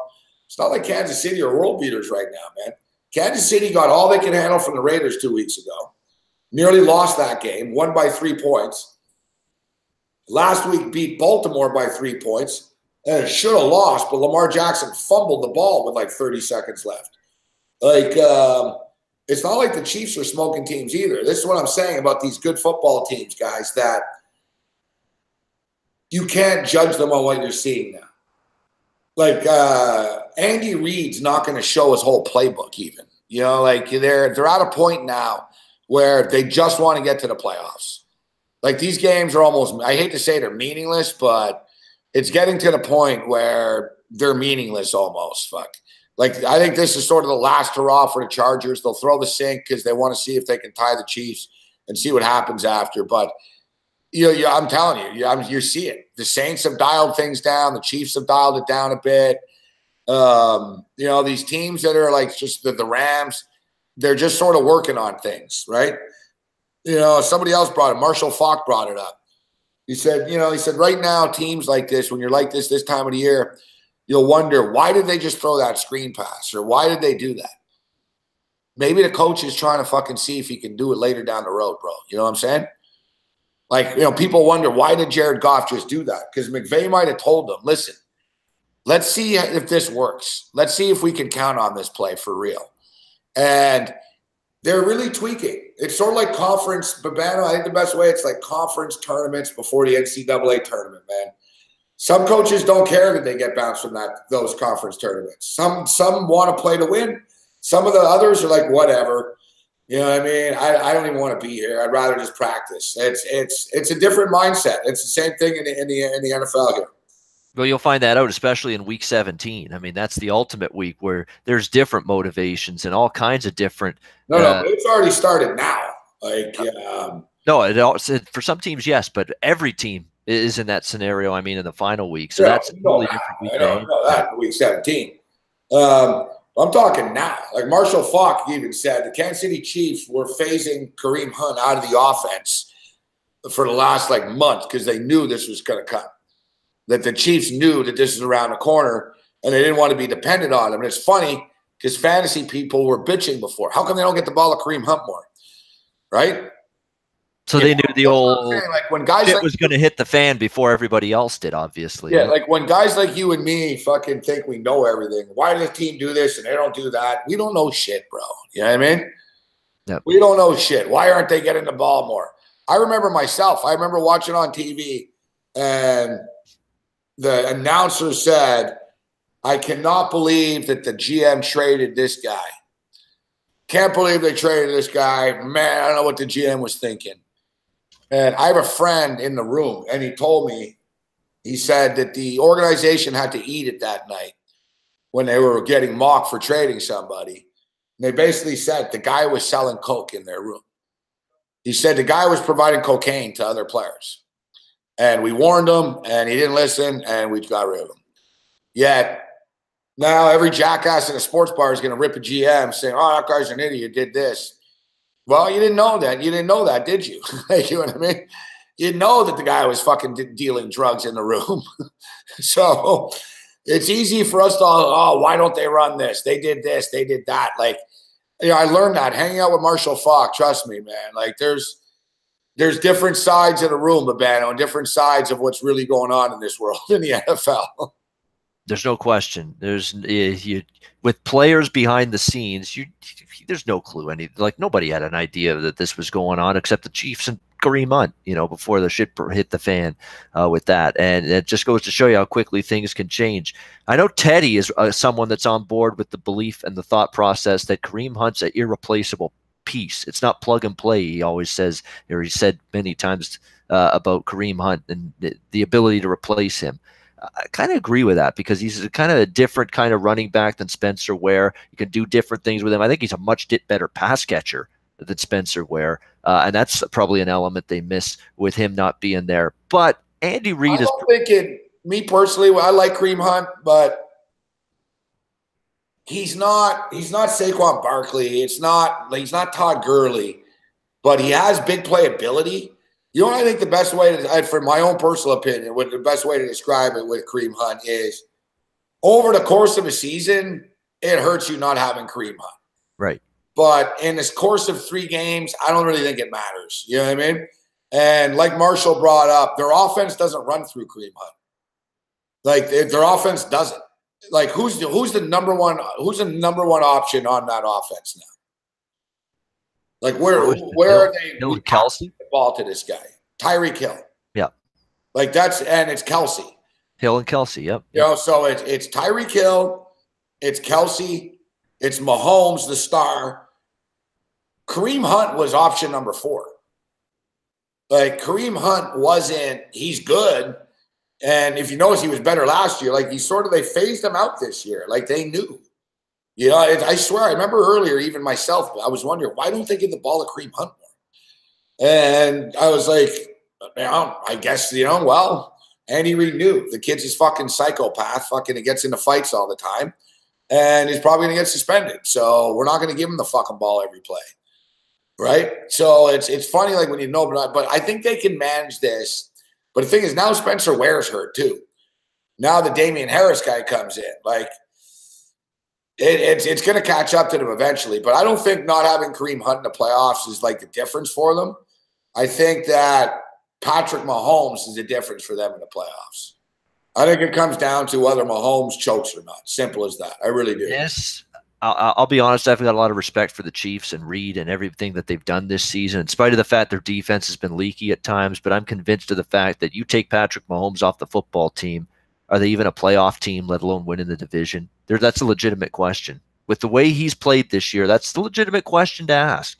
Is this even close to the same Kansas City Chiefs football team without Patrick Mahomes on it? He's been that special. He's been that good. He's been that incredible. And it's not like this is a spectacular defense. He does have great skill position talent. The offensive line's pretty solid, but Mahomes has made the team, has gotten them at the point that they're at. But let's be real, Babano. Like the Kansas City Chiefs won fucking 12 games last year with another quarterback. With Smith. Yeah. Yeah, the same team. Mahomes is flashier, you know what I mean? But, like he's not the MVP of the league or anything, Mahomes. You know what I mean? I will say this. We have not seen Patrick Mahomes in the playoffs yet. Pressure's turned up. You know, every throw you make is that much more critical. You know, it's not a regular season game. Oh, you make a bad throw, it loses the game. You got the next week to look forward to. I love your capping, but your takes. You're lucky, like you're not on the morning show right now. That's when the gloves are on and they come flying. Oh, the morning after, yeah. You're gonna get on New York fucking radio and shit. You say fucking things. I mean, I'm going after Corey. Fucking, I'm like, are you fucking kidding me? Well, that's what makes that show great content, though. Yeah, you take off the gloves, you spar. Like you just said, Kansas City's not a playoff team, like without Mahomes. Like, well, actually, they are. Fuck, they were, and they made it to like the AFC Conference Championship game, or they did 2 years ago. They Like, didn't do that last year. Yeah, they won. No, they win a game and they lose all the time. You know what I mean? Oh, they got knocked out first playoff game against Tennessee. We were at the Vancouver bar that weekend. Yeah, they did last year. You're right. It was brutal to watch that. They had that game in hand. Kelsey gets hurt, and then Mariota leads a comeback. That was a screw job for Kansas City. Yeah, we were all just beside ourselves in that bar. We were all on KC. No, Mahomes is more dynamic. I'm going to give you that. Mahomes the offense is better, but it's the offense they're running. It's just sort of the system that it's like Andy Reid said, screw it. I'm taking chances. Like, I don't care. Like, honestly, like to me, Andy Reid deserves a lot of credit for this year. Willing to do this. Like, Andy Reid doesn't want to run a college offense. You know, like he's Andy Reid, man. The guy's been running a West Coast offense, and he's dignified, and he's had a great career. Yet here he is running Texas Tech's offense. You know, because he realized, you know what? I've done this for 18 years, and it's never worked. It's never gotten me over the top, right? And I think he was really, really influenced by the fact that his guy, Doug Peterson was a backup quarterback with Andy. Doug Peterson learned everything he knows about football from Andy Reid. Doug Peterson leaves the Kansas City staff, goes to Philadelphia, wins the Super Bowl. And puts in an offense designed. First year as a head coach. Or was it second year as a head coach? Puts in an offense designed to work around the quarterback's strengths, Nick Foles, an RPO type offense. Yep. And then starts gambling all the time in the games. Right? Like, all right, man, we're going to fucking let the tight end throw a pass on a critical third down in the Super Bowl. Like, yep. You know, we're going to go for it on 4th and 3 from our own 47 here.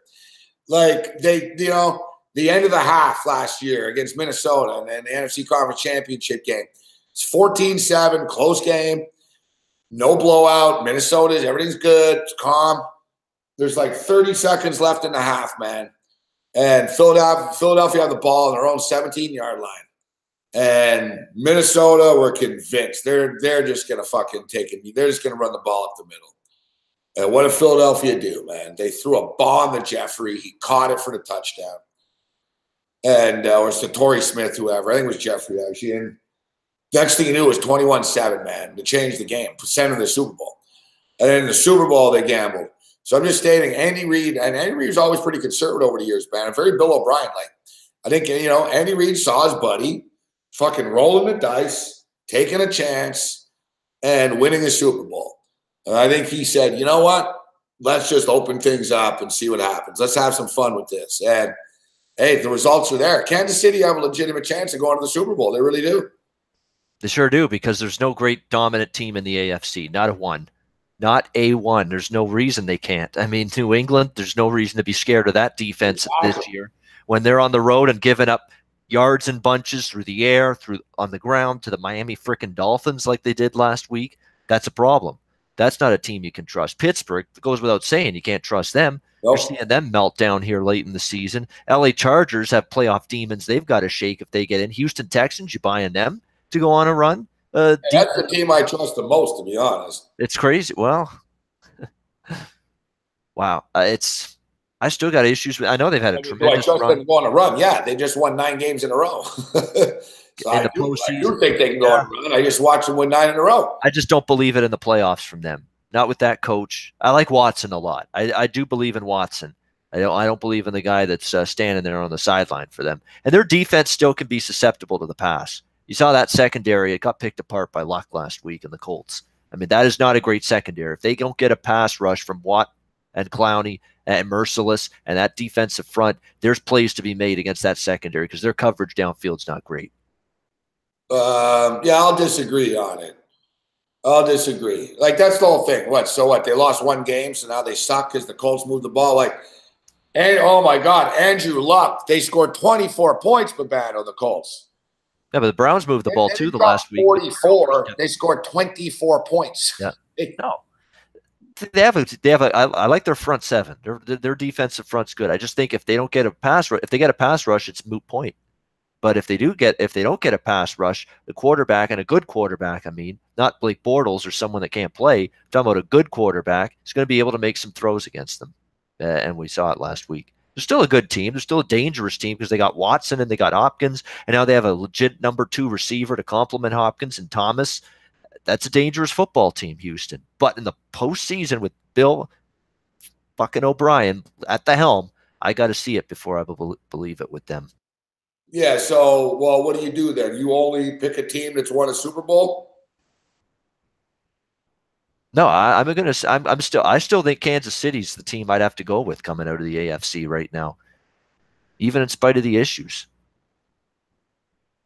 Yeah, but I can tell you, like, Andy Reid's been in the league 18 years. He's been to the Super Bowl once. He's been there once. He's been there at least, but I hear what you're saying. He's only been there once. That's not for a guy that's been around as long as he's had. He's had so many good teams, some great teams, but still never been able to get to that, top of the mountain with any of those teams. I hear you. That's the great thing about the playoffs this year in both conferences, especially the AFC. There is a flaw with every team going into it, and it's going to be who plays their best in January. And unfortunately, we don't have the answer to that question yet. No, this shit's all luck, bro. It's all luck. Yep.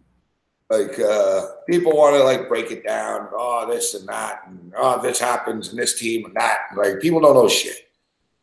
No one knew the Philadelphia Eagles were going to win the Super Bowl last year. It's a good point by Mark O'Leary in the chat about the Chiefs, and it's true. We saw it against Tennessee last year in the playoffs. It's not like Arrowhead Stadium in the postseason is this impenetrable fortress that no road team can go in there and win. Looking right now, though, of points allowed here, Babano. And would you say the Chicago Bears have a good defense? Certainly lately it's been excellent. Yeah. I know they've had a couple games where they've given up points, but yeah, well, the Bears give up 19 points a game. Tennessee give up 19.5. Houston give up 19.9.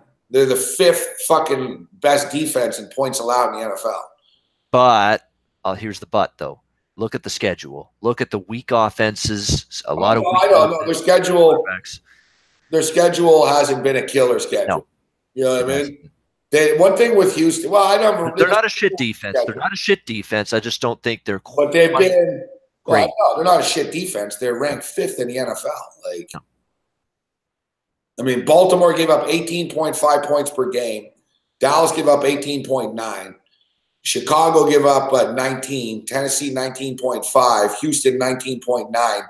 Seattle 20.5.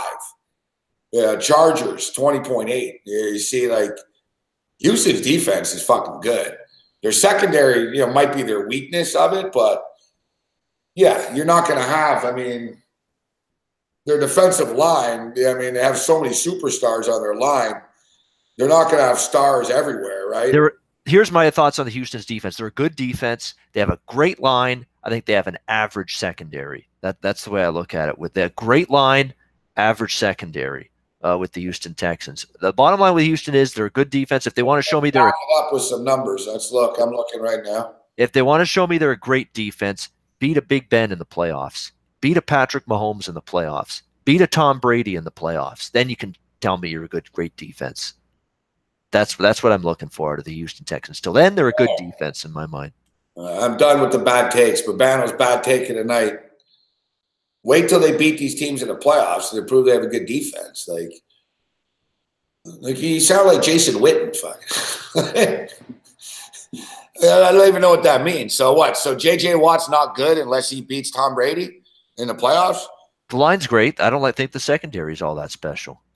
That's where I go with the Houston defense. All right. So what do you got in the bowl games, Babano? I can't argue these opinions and your football takes. It's killing me. You're free to your opinion, but it's killing me here.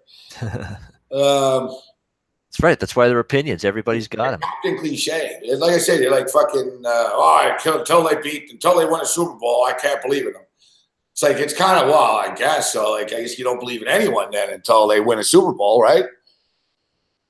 I know, like Tyrich, but Bano is weighing in 180 pounds. And the bad hair. What's wrong with his hair, by the way, Witten? Like, there's something. Has he done something with it? It doesn't look like the way it did when he played football. That guy. We don't have to go into that travesty that is the Monday Night Football crew, but it's bad. I don't know what his hair is. Yeah, I'm perplexed by it. What is that Grecian formula just for men that he's rocking now, or what? The hell is it? I don't know. It seemed like his hair was sort of painted on, but I don't know. I mean, he's got hair. Like I'm not one to question someone's hair, but I know, like, you know what I mean, who am I to judge his hair? But yeah, there's something off with his hair. There's something off with it. There's something off with all of him. Like he's a weird dude. Like his clothes are all too tight. Those white running shoes that he's wearing. The question is, does ESPN come back with this threesome next year? Tessitore, Witten, and Booger. Because reviews aren't pretty. Let's put it that way. Yeah. I think they will. I think they're going to try to stick this out for at least another year. They'll give him one more year because bosses don't like doing that, Babano. Because if they fire him, who's that reflect on? Yeah, exactly. It makes us look like idiots and assholes because we made the bad decision. We made the wrong choices. Exactly. It makes the suits at ESPN look bad, right? So they're going to try to tell other people, the board, no, don't worry, it'll turn around. But it's tough. They're going to need. I don't think they can save themselves this season. It's not like suddenly people are going to be like, oh, they're good. They can get through the year. And they can get a hell of a lot better in the offseason, like whatever it takes, like coaching, mentoring, like it's going to take a lot. Like it's almost like Jason Witten's never done this before in his life. Like, I mean, like he doesn't practice during the week or that he doesn't know what he's supposed to do or they're not guiding him properly. Like, because it's fucking bad. Like watching Jason Witten do this is like watching a fucking blind dude fucking cross the road, on a red light. Like it's a fucking problem. Well, the thing you mentioned, I think, on the morning show earlier this week is the same, and it's the same thing from Monday night's broadcast that stuck out to me about Witten. It's like, what the hell kind of hard-hitting analysis is this guy providing us? When he said, you have to understand something, turnovers matter in the NFL. What? They don't? Oh, geez, you're really breaking some news here. Turnovers matter. Wow. Didn't know that. I didn't know turnovers had no impact on the football game. I didn't know they really could change the complexion and the momentum of a game. I had no clue. None. Zero. Thanks, Jason. Yeah, it's true. He's got to get his jersey back. I'm actually starting. I would feel bad for him. I would feel bad for Witten, but for some reason I don't. I don't know why. Like I sort of do at times where I'm like, man, this guy's getting crushed. But at other times I'm like, listen, does he feel bad for me? No. You know what I mean? Does he think, this Morency guy should make more money or have a different position? Like, no, I don't think he does. And the thing is, it's not that it's right or wrong or not fair. It's like, me, I know I can't do that either. Like if I was in the Monday Night Football booth, people wouldn't like me and I'd get ripped and I'd get fired. Right. But the thing is, I also know I can't do it. Like it's not even his fault because why would he say no to this job? Who's going to say no to that job? I can't blame Jason Witten, but it's like he's not good enough for the job. He's not ready for it. He's not good enough for it. And it's not the type of thing you can do on the job training on. Like it's Monday Night Football and it's too late. Like the parasites are in, the jackals are out. He's basically a laughing stock, a media. Like he's like the new fucking Phil Simms. It's like, except worse. Like I can't recall actually a broadcaster being as ripped as hard as Witten has been in recent memory. Dude, yeah, it's coming from everywhere. It's coming from fans. Herald Tribune fucking had an article is Jason Witten ruining an institution? Wow. It's like, no, it's not all his Not fault, that bad. right? But he's fucking bad, bro. Like I said, he's so bad, I feel bad for him. Yeah. Well, what did he say? Pull a rabbit out of your head. That one thing that tells you all you can't even get the cliches right. Pull a rabbit out of your head. That one game. At least he's got the sense of humor to actually, laugh at himself about it. Like 2 weeks later, he mentions it again. Pull a rabbit out of your head. But still, listen, it happens. We all make mistakes. Listen, I thought it was really funny when he's in Philly last week when he said. Joe Tessitore said, "How did the fans treat you here in Philadelphia?" And he said, "Oh, they booed, they yelled, they swore at me." And he said, "But I got to tell you, they were a lot nicer than people are on Twitter right now." It's fucking hilarious. Like he dropped that, like knowing that, yeah, I get it. Like you all hate me. I'm aware. Like it's not easy. That's the whole thing. Like, imagine if you're Witten. Like, you got to get into the booth every Monday knowing that everything you say, people are going to fucking analyze and mock. Yep. And then you start stepping in it, right? We've all been in those positions where you get nervous of what you're going to say, and then you end up saying it, and you know.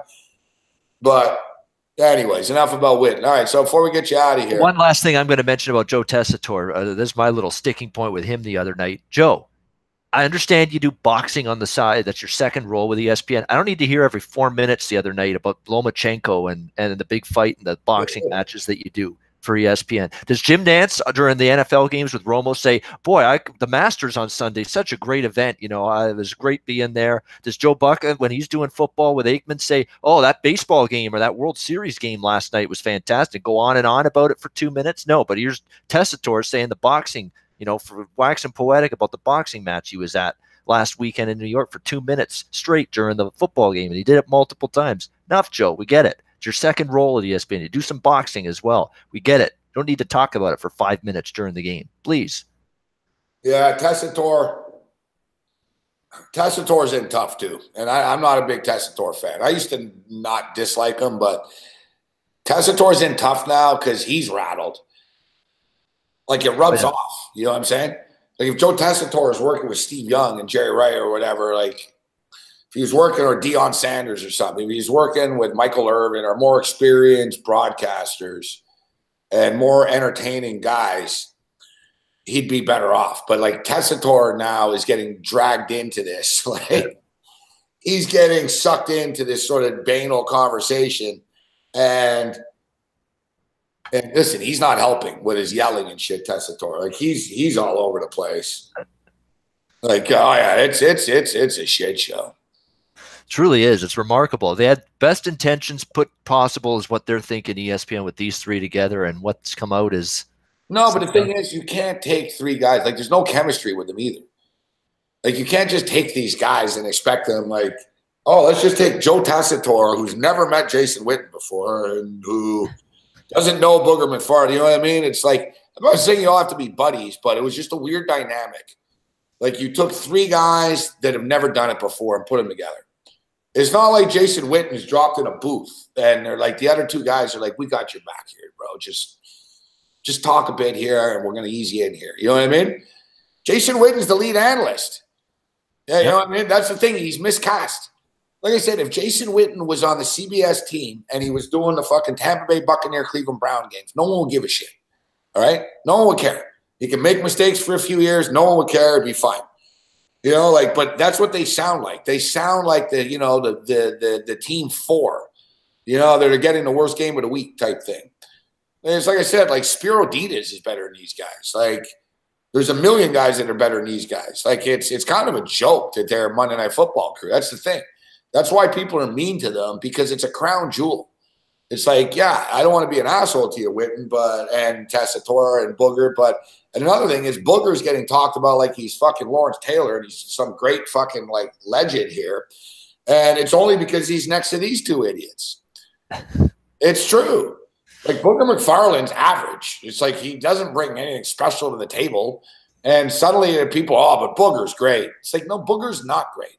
Booger's just great next to Jason Witten. Like, that's why he looks great. Like, I would look good next to Jason Witten. So it's not like Booger McFarland. Like, Booger McFarland shouldn't be on Monday Night Football either. Like, he's getting a free pass, that guy, too.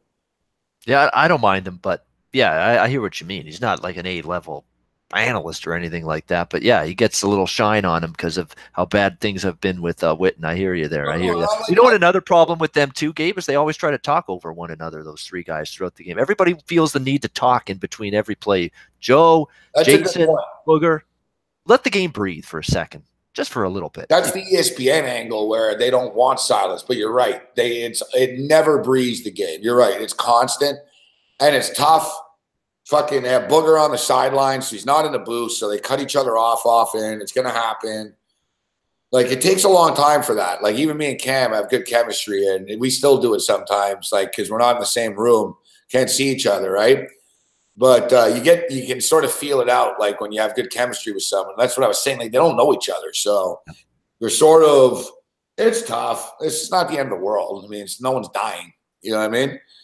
It's just a couple of guys talking football. I mean, we're all getting a little worked up about it, but it's annoying. I just find them annoying. What's up, Sonny Vega? Good to see you, bro. Yeah, the two CBS guys I like are Iron Eagles one. Catalan's good. I really like Catalan, Yeah, and that's real good. Yeah. I'm with you on Spiro Ditas. Spiro Ditas gets excited, but he's got a great voice for when he gets excited that he doesn't sound like he's shouting. Spiro Ditas. He gets excited without sounding like he's shouting, but he still shows enthusiasm and excitement. Spiro's good. Spiro's good. Spiro's very good. There's some good guys. There's Jim Nance is good. Buck is good. I'll say this about Jim Nance. Jim Nance had a hell of a call for the end of that Kansas City game. His call of the big catch, Mahomes to Hill, was a great call. It was fantastic. He was into it. He didn't shout. It was a great call. I'll give Nance credit for that. He's good. Sorry, Nance doesn't make it about himself, right? Yeah. Nance is just there. Nance is boring as hell. Like whatever. Nance is like your drab uncle. Fuck, you know what I mean? That knows sports. Like, you know, like Nance is boring, but he's good. He's just sort of whatever. I don't mind Nance, like when they do a game. And Romo's good. I enjoy Romo. I like Troy Aikman, though. I've always liked Troy Aikman's analysis. And Buck's showing you more enthusiasm, too. You can't get a better call than the Stephon Diggs touchdown in the playoffs last year against New Orleans for Minnesota. Buck was phenomenal on that call. I don't care if you like Buck or hate Buck. That call was outstanding. I'm sorry. It was perfect. He got excited. Touchdown. Unbelievable. Vikings win it. Then he's quiet and then lets the crowd make all the noise. That's a great call by him. Yeah. Joe Buck is probably Joe Buck's like the best out there now. Like, or at least I should. And it's funny because people don't like him, but no one likes any announcer, right? It's just that's the way it is. It goes with the territory. But it's like Joe Buck, I gets it the most. Like he knows history. He knows when to shut up. Like, you know, he knows from his father, right? His father was a great. Like his father, fucking dropped the old. I don't believe what I just saw. And like you know, like just that he gets it. Like Joe Buck is like has broadcasted his blood. Like his father was a Hall of Famer. He's a Hall of Famer. You know what I mean? Like it's just like he's got it. Joe Buck's just a natural. The only thing with Joe Buck years ago, why he got that reputation, he was just too cocky. You know what I mean? Hey, I'm Joe Buck. And he just had that look like I'm Joe Buck and you're not type shit. And it was like, screw you, Buck. And now he's humble, if you notice. He's chilled. He's lost the attitude because he's older. And, you know, he was just arrogant. Whatever. I don't blame the guy. It is what it is. I think people were too hard on Joe Buck. Like, Joe Buck's never been a bad broadcaster. And people are like, oh, fuck, I hate Joe Buck. Joe Buck this, Joe Buck that. It's like, well, why? What do you hate Joe Buck for? Like, what's so bad about his broadcasting? And it's like the guy's the best. So what are you saying? Who's better than him? And it was just he's cocky. He's got an arrogant looking face, and he used to open up on Joe Buck, and he just sort of had that little arm swagger there. Yeah, I remember the Randy Moss. Oh, that's disgusting. And he tried to play a character. Yeah. Now he's just an older dude. He's chill. He's not trying to prove anything to anybody, you know? He's loose and he's trying to be funny, but not in a demeaning way. He's trying to be chuckle. Yeah, like the Randy Moss thing was the most annoying thing. Like people are like, settle down, Buck, right? Everyone's like, chill out, dude. Like, I don't know why you're being so sanctimonious here. Yeah. And but like I said, he doesn't He used to take himself seriously. Now he doesn't. No. He's loosened up, and you can tell, like he's more comfortable. You can tell, and you can tell in his broadcast is damn good. Changing sports for a second and this will be the last point about broadcasting, I swear. When Mike Goldberg left UFC, I was disappointed. I miss you, and you'd always do the coming up next, and it is all over. And I missed those signature calls. And when John Anik took over the UFC as the lead voice, I was livid. I'm like, this guy stinks. I think he's terrible. I think he does a horrible job. I'm not saying he's great yet, but he's growing on me, John Anik. I think he's getting better. I think he's getting to the point now where I can listen to him now do a UFC fight, and I'm not like, geez, where's Goldberg? I miss Goldberg. I'm not at that point anymore with John Anik. I think he's getting better. Yeah, I agree with you. It was tough. You know, you get so used to a voice, and I used to be that way too in the early Anik days. Everything he said bothered me, type thing. Yep. I was like, that's dumb. Why do you say that? Fucking, that's whatever. But it's tough. And I respect him. It's not easy dude. I hosted an MMA show on a network in one country that had UFC rights. So that's like me working for Dana White in like a 0.8% capacity. You know what I mean?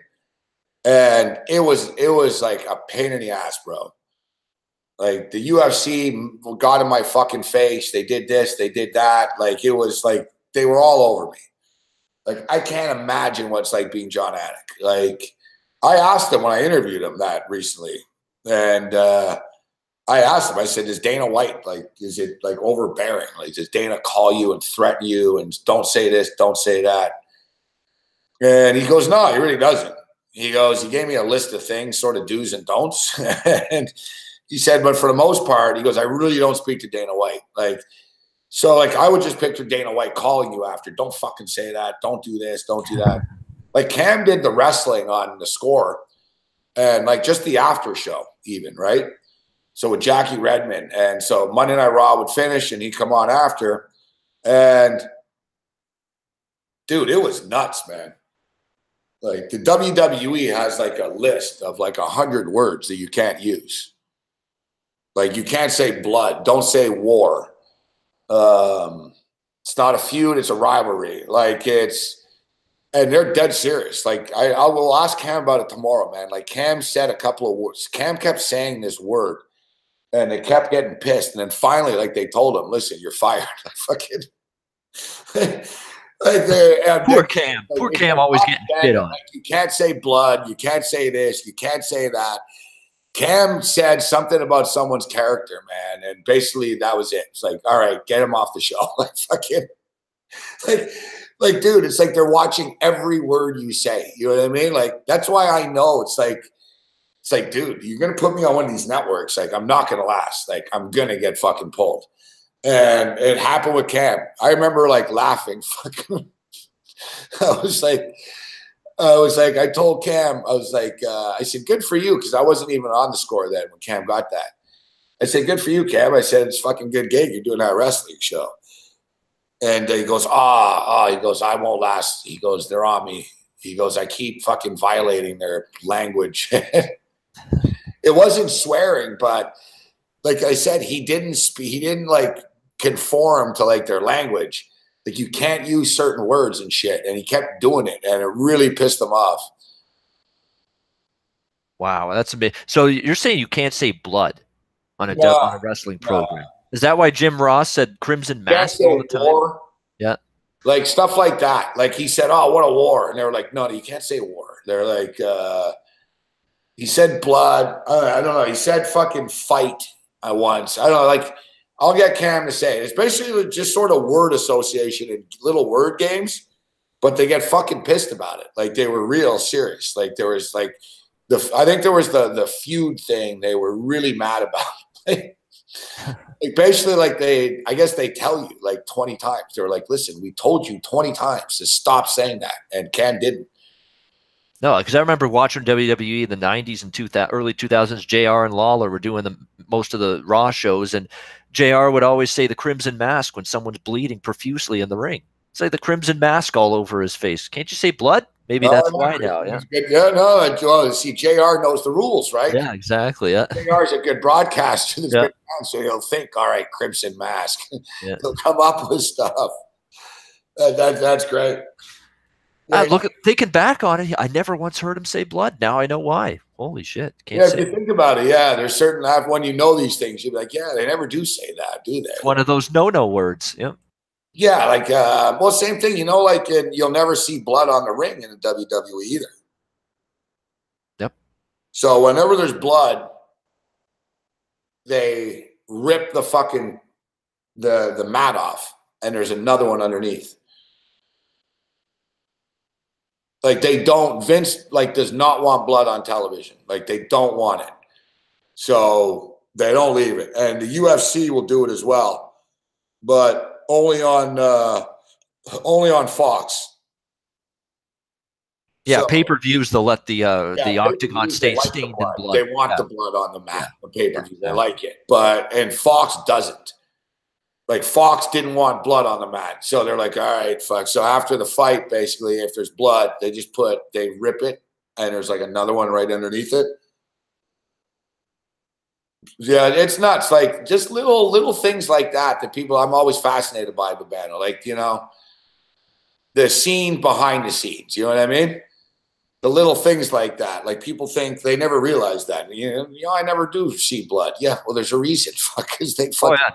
Tons of nuances. Like Vince is hellbent about it. Like, get the blood, right? Like, it's funny. Like UFC will cut away from blood on Fox, but on pay-per-view they'll zoom in, right? It's like it's different mediums, man, different networks. You know what I'm saying? No doubt. It sounds like they got a lot of nuances, strict way of doing things you can't say, things you can't do, things that have to be done a certain way. The other one was the wardrobe malfunctions. Yep. The WWE used to have a wardrobe malfunction every week. Oh yeah, the tit slips. Oh yeah. Exactly. My God. Nipple slips. Yeah. Stable or you know what I mean? And it was like. I love the titty slipping. The USA Network told them, fucking, if this ever happens again, we're voiding the contract. They were basically onto it. They were like, listen, like you can't deliberately keep doing this. And we're going to get basically the FCC's freaking out. Like fucking. So finally Vince doesn't do it anymore. And he'll be pissed now. Like, cause he knows the game. Like he tells the chicks, I don't care if you have to tape your tits in, like don't make sure they don't come out. Like, now he's got publicly shared company. It's stocks. He's selling to kids. You know what I mean? In the Attitude Era, he was like, wink, wink. Yeah, rip her top off. You know what I'm saying? Yeah, exactly. Yeah. I think Trish Stratus always kept her package in the. No, it's a big difference. Like it did. Like I tell you, like I'd like to see the divas having a drink together, and the old girls where they were basically, it was Candice Michelle and these girls where they would say basically that they would wear tearaway shit like football players. You know what I mean? Yeah, exactly. It's just deliberately. It was like they knew, I'm going to flash at the end of the match here. To today's day and age where they're probably telling Bailey and these chicks fucking, wear a sport bra, fucking tape shit down. I don't want to see camel toe. I don't want to see your tits bounce around. I'm serious, Babano. Like they're serious about it. I know, yeah. This is primetime television, bro. There's big money at stake. Like, it's not a joke. You know what I mean? Like, you can't have it popping out on Fox television. Vince McMahon, it's not wrestling anymore. This is it's a business. Well, that's the thing. When SmackDown, I can't play around. I don't want to see your tits. Like, your nice tits, Alexis Bliss, but shut up. You know what I mean? It's one of these deals. You notice like they're every little thing is detailed, bro. Every little thing is detailed. Yeah, you can't have that happen when Fox or SmackDown goes to Fox too, network television, which I believe is in the cards in the very near future. You can't have tit slippage happening on national television. Well, if you're a publicly traded company like Vince, let's just say whatever, man. Let's say you had a big nip slip or got excessive. Something happened. Just, it seemed harmless at the time, but whatever, man. Sort of like the Janet Jackson thing. It got out of hand. Tit got shit. Whatever, man. What if they said, all right, we're pulling you? How is their share? How is his stock doing? If he loses his television contract and then he's at a sign of weakness, his stock plunges, bro. Like it's crazy. Sounds crazy, but one nip slip could cost him $500 million in shares. You know what I'm saying? Like, he can't play around with this stuff. Like, so it's a business, you know? It is. And speaking of business, Raptors are taking care of some business right now. What a half. Now, the question I don't is, want to bet against these guys. It's amazing. 14-point lead right now for this team at half. Can you believe this? Without Kawhi Leonard. I know. Without Kawhi Leonard. Now, the question is, do they have gas in their tank to withstand what sure is going to be a Golden State run? About this. Yeah. 16-point lead. Here we go. Yeah. Well, I'm going to go 2-2 tonight because the game's not going over the number. Yeah.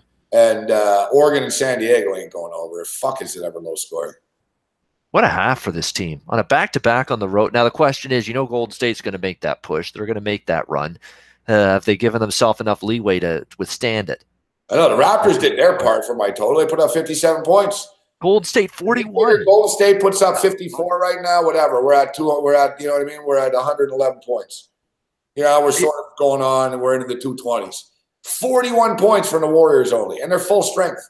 That's amazing. It's good defense. Curry did miss a couple wide open looks. Thompson missed a couple, but the Raptors can win the NBA championship. This is becoming real. Like, they're not scared of the Warriors, this team. They match up well with them. They play with them. I'm telling you. Like, give us a 7-game series. Let's see what happens. This Pascal Siakam, too, for the Raptors, they're showing another great highlight of his. He's a sight to behold based on where he was last year as a player and where he is now. It's unbelievable. This guy's transformed himself into a tremendous player overnight, seemingly. He was a good player, a decent player last year. He's gone to the next level this year. He's been fantastic for them. Another good half for him tonight. Step outside for a second. I was going to ask you, though, so before we get you out of here, what do you think of the bowl games coming up on Saturday? Just a couple of quick thoughts here. Yeah, the bowl games are very interesting. We got, 5 of them on Saturday? 5 of them. There's a couple that I've got pretty good opinions on. I like Fresno against Arizona State. I laid 4.5 with Fresno in that game. Jeff Tedford's a guy I like in bowl games. He did pretty good in the bowl games at Cal. First year at Fresno last year, won and covered won outright as an underdog last year in the bowl game. Fresno against Houston in the Hawaii Bowl. Very good defense. Big win for them in the Mountain West Championship game against Boise State, and that win is what's allowed them to play in this bowl game. This is the bowl game they wanted. They wanted to go to Las Vegas. This is the biggest, most marquee bowl game for any Mountain West team. Fresno State got it as a result of beating Boise in the Mountain West title game. This is a fired-up team. Everything you read, from Tedford to McMarion to the running back to the players on defense, everybody's fired up and excited for this game, wanting to win this game. Not saying Arizona State doesn't, and that the Arizona State's not capable, because they are. But this is the first bowl go-around now for Herm Edwards. How does he handle it? Practice prep. Is he ready to, deal with all the nuances properly that bowl season offers? And, of course, you got the issues with Arizona State in terms of their offense, not having N'Keal Harry at their disposal, the best wide receiver by far. And when he's got 70-some receptions and the next receiver on the team in terms of number of receptions has 39, that tells you what a huge drop-off it is not having him there. So I think this offense is going to struggle a bit against Fresno's defense. I like the balance that Fresno State has with McMarion at the quarterback spot. He can throw it a bit. They can run the football very well. They got a good offensive line. This is not one of those instances, again, where I think Fresno State is, even though they're playing a Pac-12 team, they're up against it in the trenches. I think they actually own edges in the trenches. And let's not forget, Pac-12, not just bad last year in bowl games, not just bad, absolutely disastrous. The Pac-12 as an entire conference last year in bowl games. I'm going to have to see something from them as a conference this year in bowl games before I'm anxious to take them at any point. And I like the situation here for Fresno going into this game. I think they get the job done, win, and get enough of a margin to cover that number. I'm also looking at North Texas against Utah State in the New Mexico Bowl. Utah State's losing Matt Wells. He's gone, head coach. He's departed. He's taken his coordinators with him, although I believe the OC is sticking around to call plays here in this game. But, it's a little bit of a mess with the coaching turmoil. And now they bring back Gary Anderson, believe it or not, their former head coach of this program, to take over next year. If you read anything from North Texas going into the bowl game at this New Mexico Bowl, this is a team that's coming with some purpose here. Mason Fine's a senior quarterback. It's a North Texas team that, didn't really love the way they finished the season. They played some good moments, but actually it was the middle of the season. They struggled a bit, started to rectify it a bit. They want to really send this make quarterback out with a win. There's been multiple things I've been reading saying we really want to win this last game for Fine. Fine wants to win this bowl game. He wants to go out a winner. He's a senior quarterback. He's been here a long time. He's been a good quarterback for Seth Luttrell and this North Texas team. I think it's a good setup for them. They're motivated. And for Utah State, I worry about this a little bit. New Mexico Bowl, they play New Mexico in the Mountain West Conference. It's not a special bowl, atmosphere or a bowl setting for the Utah State team. Their defense is still suspect. I know they got Jordan Love and a great offense, but North Texas hasn't lost a single game this season by more than this point spread. North Texas, to me, is live in this game. Sprinkle a little money line. I think they can win outright. I'll certainly grab the points with them. They want to win for Mason Fine. Mason Fine wants to go out as a senior quarterback winning this bowl game from what he said in quotes. I think you got a good bet on situation for North Texas. And I can't necessarily say the Utah State coaching change off the field is a bet on situation for them. I'll tell you what, if you blindly bet against interim coaches, you'll win in bowl games. Interim coaches don't win. They don't. They're especially bad laying more than a touchdown like Utah State is here in this game. Yeah, no, I like North Texas plus the points. I think North Texas money line is worth a look. Yeah, I like North Texas. I like Fresno. I don't like anything else other than that. I mean, Tulane Lafayette's a real tough game. Tulane has fired their OC, new offensive coordinator. It's funny. You know why Willie Fritz for Tulane fired his OC, Gabe? He fired him because he was throwing the football too much. This is a triple option offense. We're not supposed to throw the football as much as we have. And he's right. They were throwing the football way more than a triple option offense. When they're running. Exactly. We're going back to running the football. Makes me think the under is probably worth a look too in this game, but tough on the side because I think Tulane's better than Lafayette, but laying more than a field goal with them still not something I'm in any rush to do. What else? Eastern Michigan, Georgia Southern. Eastern Michigan has faced a triple option. Here's another triple option team, Georgia Southern, and Eastern Michigan faced it against Army. Now you could look at it two ways. One way, they faced a triple option attack. They're going to be better prepared to face it this time around. But you could look at it and say Army shredded them. Yeah, and they had no answers, Eastern Michigan, in that game for the triple option. How are they going to stop it this time? So it's tricky. Do you think they learned from that first game, or is it just they're bad against the run, and they are bad against the run, Eastern Michigan, that they're going to have trouble again here? So kind of lean Georgia Southern there. But, Eastern Michigan as an underdog is a good bet usually. They're good in the underdog role. That team's played nothing but close games. So even when they're an underdog, they're a tough team to bet against, Eastern Michigan, even though I do lean Georgia Southern there. And the last game, Middle Tennessee, App State, App State Satterfield gone. He was the really, really beloved coach there. Great run he had there with that program. Great season. He's off to Louisville now. Defensive line coach Mark Ivey's taking over now. Interim coach situation here. Beware with App State, much like we talked about with Utah State. But is Middle Tennessee State going to move the football? I mean, we talk about Brent Stockstill, how good a quarterback he's been. He's going out. I think they want to win this last game, but App State's secondary just doesn't give up pass plays. They don't give up yardage through the air. And that's where Middle Tennessee State's going to have to be effective moving the ball in this game. So matchup-wise, it doesn't work for Middle Tennessee State, in my opinion. But, you got App State coaching changes, laying a touchdown, not necessarily in love with their side either. So that's a tricky one for me as well. Bano. Get his package of picks at rightwager.com. Babano, it's always a pleasure. Thanks for joining us here on this Wicked Wednesday. And we got a busy radio show tomorrow, but we'll do a quick segment tomorrow. Babano won't be with us on Friday. So have a good one. May the winners be yours, Babano. Thanks for the time, buddy. I'm glad Brooks mentioned that in the chat because I saw it happen as it happened. Jonas Valanciunas definitely something with his hands or his thumb, and it looks like dislocated thumb. So that's bad. That's bad news for the Raptors. Not good at all. But see if they can bring this game home here in the second half. That's part of the season. Injuries. He'll be all right. He'll be out for a couple of weeks. Yeah. So it's the way it goes. That's because so Kawhi Leonard. Get the injuries out of the way now in December, not in April and May. Yes. Yeah. Definitely. It's fine. We just got to make sure fucking Kyle Lowry and Kawhi Leonard are all right. It will be good. Hey, thanks, Babano. Yeah, we'll see you on the radio tomorrow. I'm doing a Thursday radio hit this week instead of Friday. Can't do Friday, so I'm on tomorrow with Gabe and Cam on Game Time Decisions on Fantasy Radio. Looking forward to it. All right. Thanks for the time. See you later. All right, Gabe. Have a good night. Said Babano. It's one of these nights. I think Babano would have stayed for 3 hours tonight.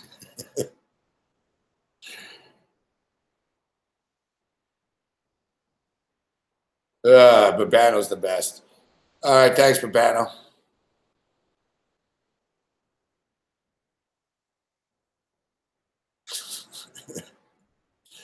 I thought Babano was going to start breaking down like fucking Oklahoma and Alabama. I was like, hey, I just, quick thoughts on the bowl games. I stepped out, blazed a quick one, came back, and he was like, man, this one. I'm like, holy fuck, he's only on Arizona State and Fresno. But we appreciate your time, about it. Good stuff.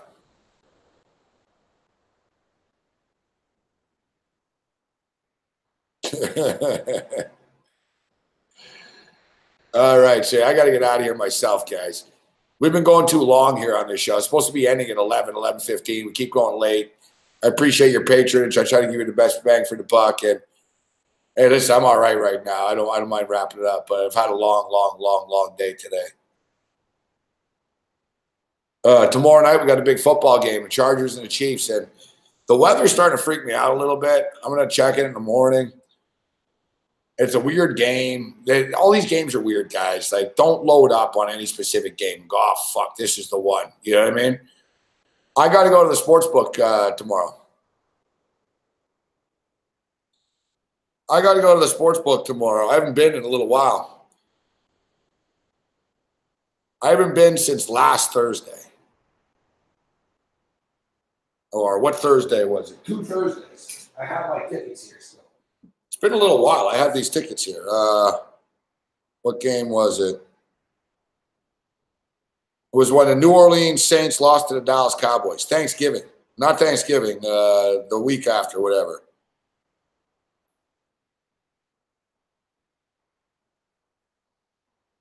I think it was 2 Thursdays ago. That was it.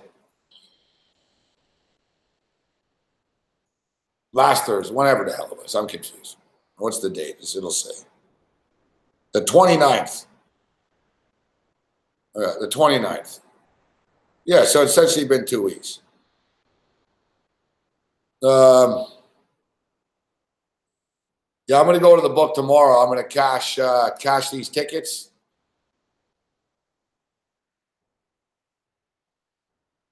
To be honest with you, there's a good chance I might be doing game time decisions at the sports book every day, actually. Like in a studio and shit. We're going to, like, with FanDuel all set up, like approved, you know what I mean? Like on TV and all that shit, like with fantasy.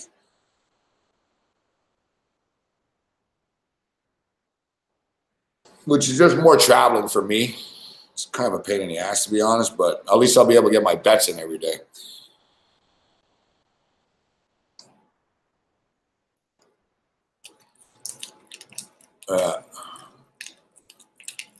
Basically, I'd go in, do the show, finish at noon, hop on the 160,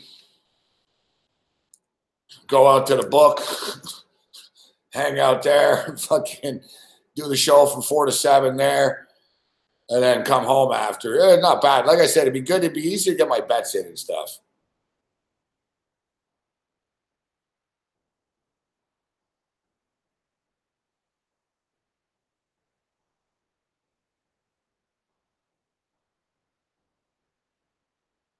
But yeah, I'm going to get my bowl games in. I do prefer paper bets. I really do, apathetic.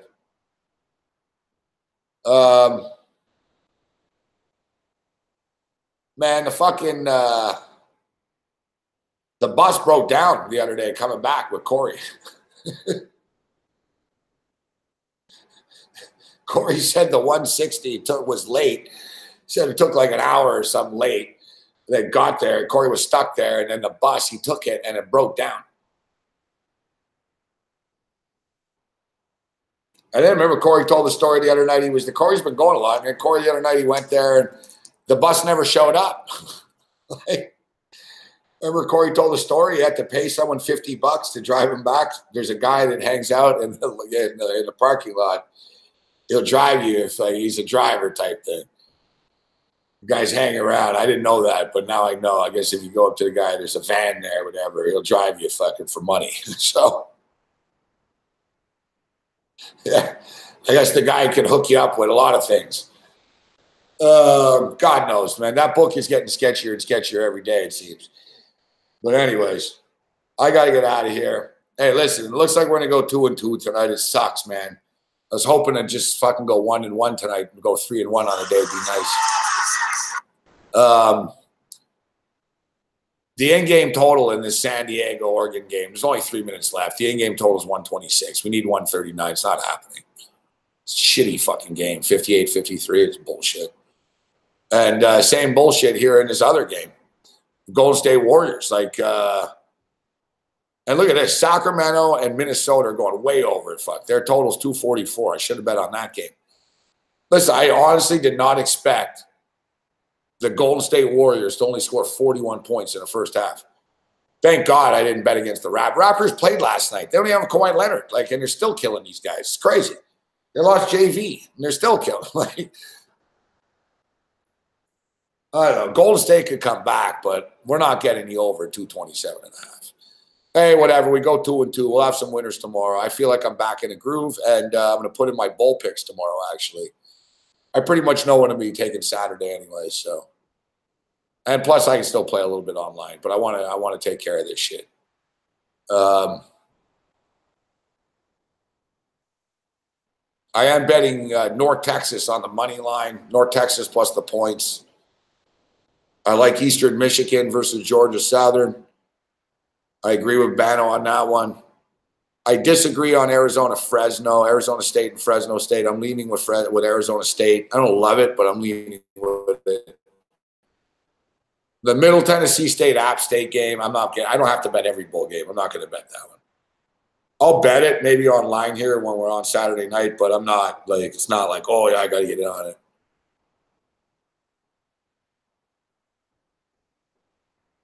Tulane and Lafayette. I lean with Lafayette. I think Tulane will lose, to be honest. Tulane gets to a bowl, but they won't win. Lafayette should beat these guys.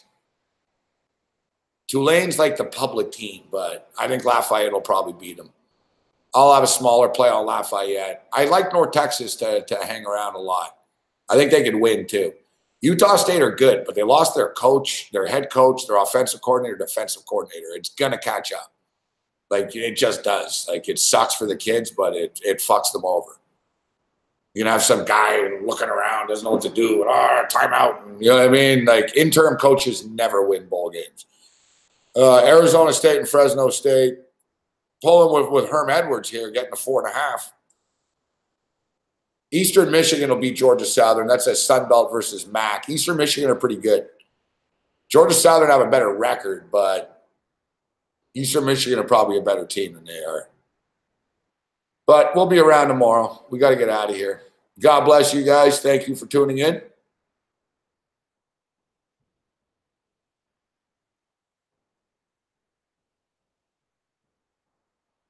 Great to have you on board, Paco Healy. Yeah, last night we talked about aliens. Tonight we talked about football and media. You never know what we'll talk about. I'm too tired to name all the names in the chat here. This ain't romper room. I'm burnt out. My feet hurt. See you later, Truth. Thanks, Jim. See you later, Baz, Drew. Ty Rich, great to have you on board, Paco Healy. Thanks, Pappin. Thanks, Gino. Thanks, Stooch the Man. Thanks, Mohammed, Shano, Ryan C., Spencer S., Nathan Brooks, Mr. Baz, Drewzilla, Mark O'Leary, Sonny Vega, Token 77, The Henry.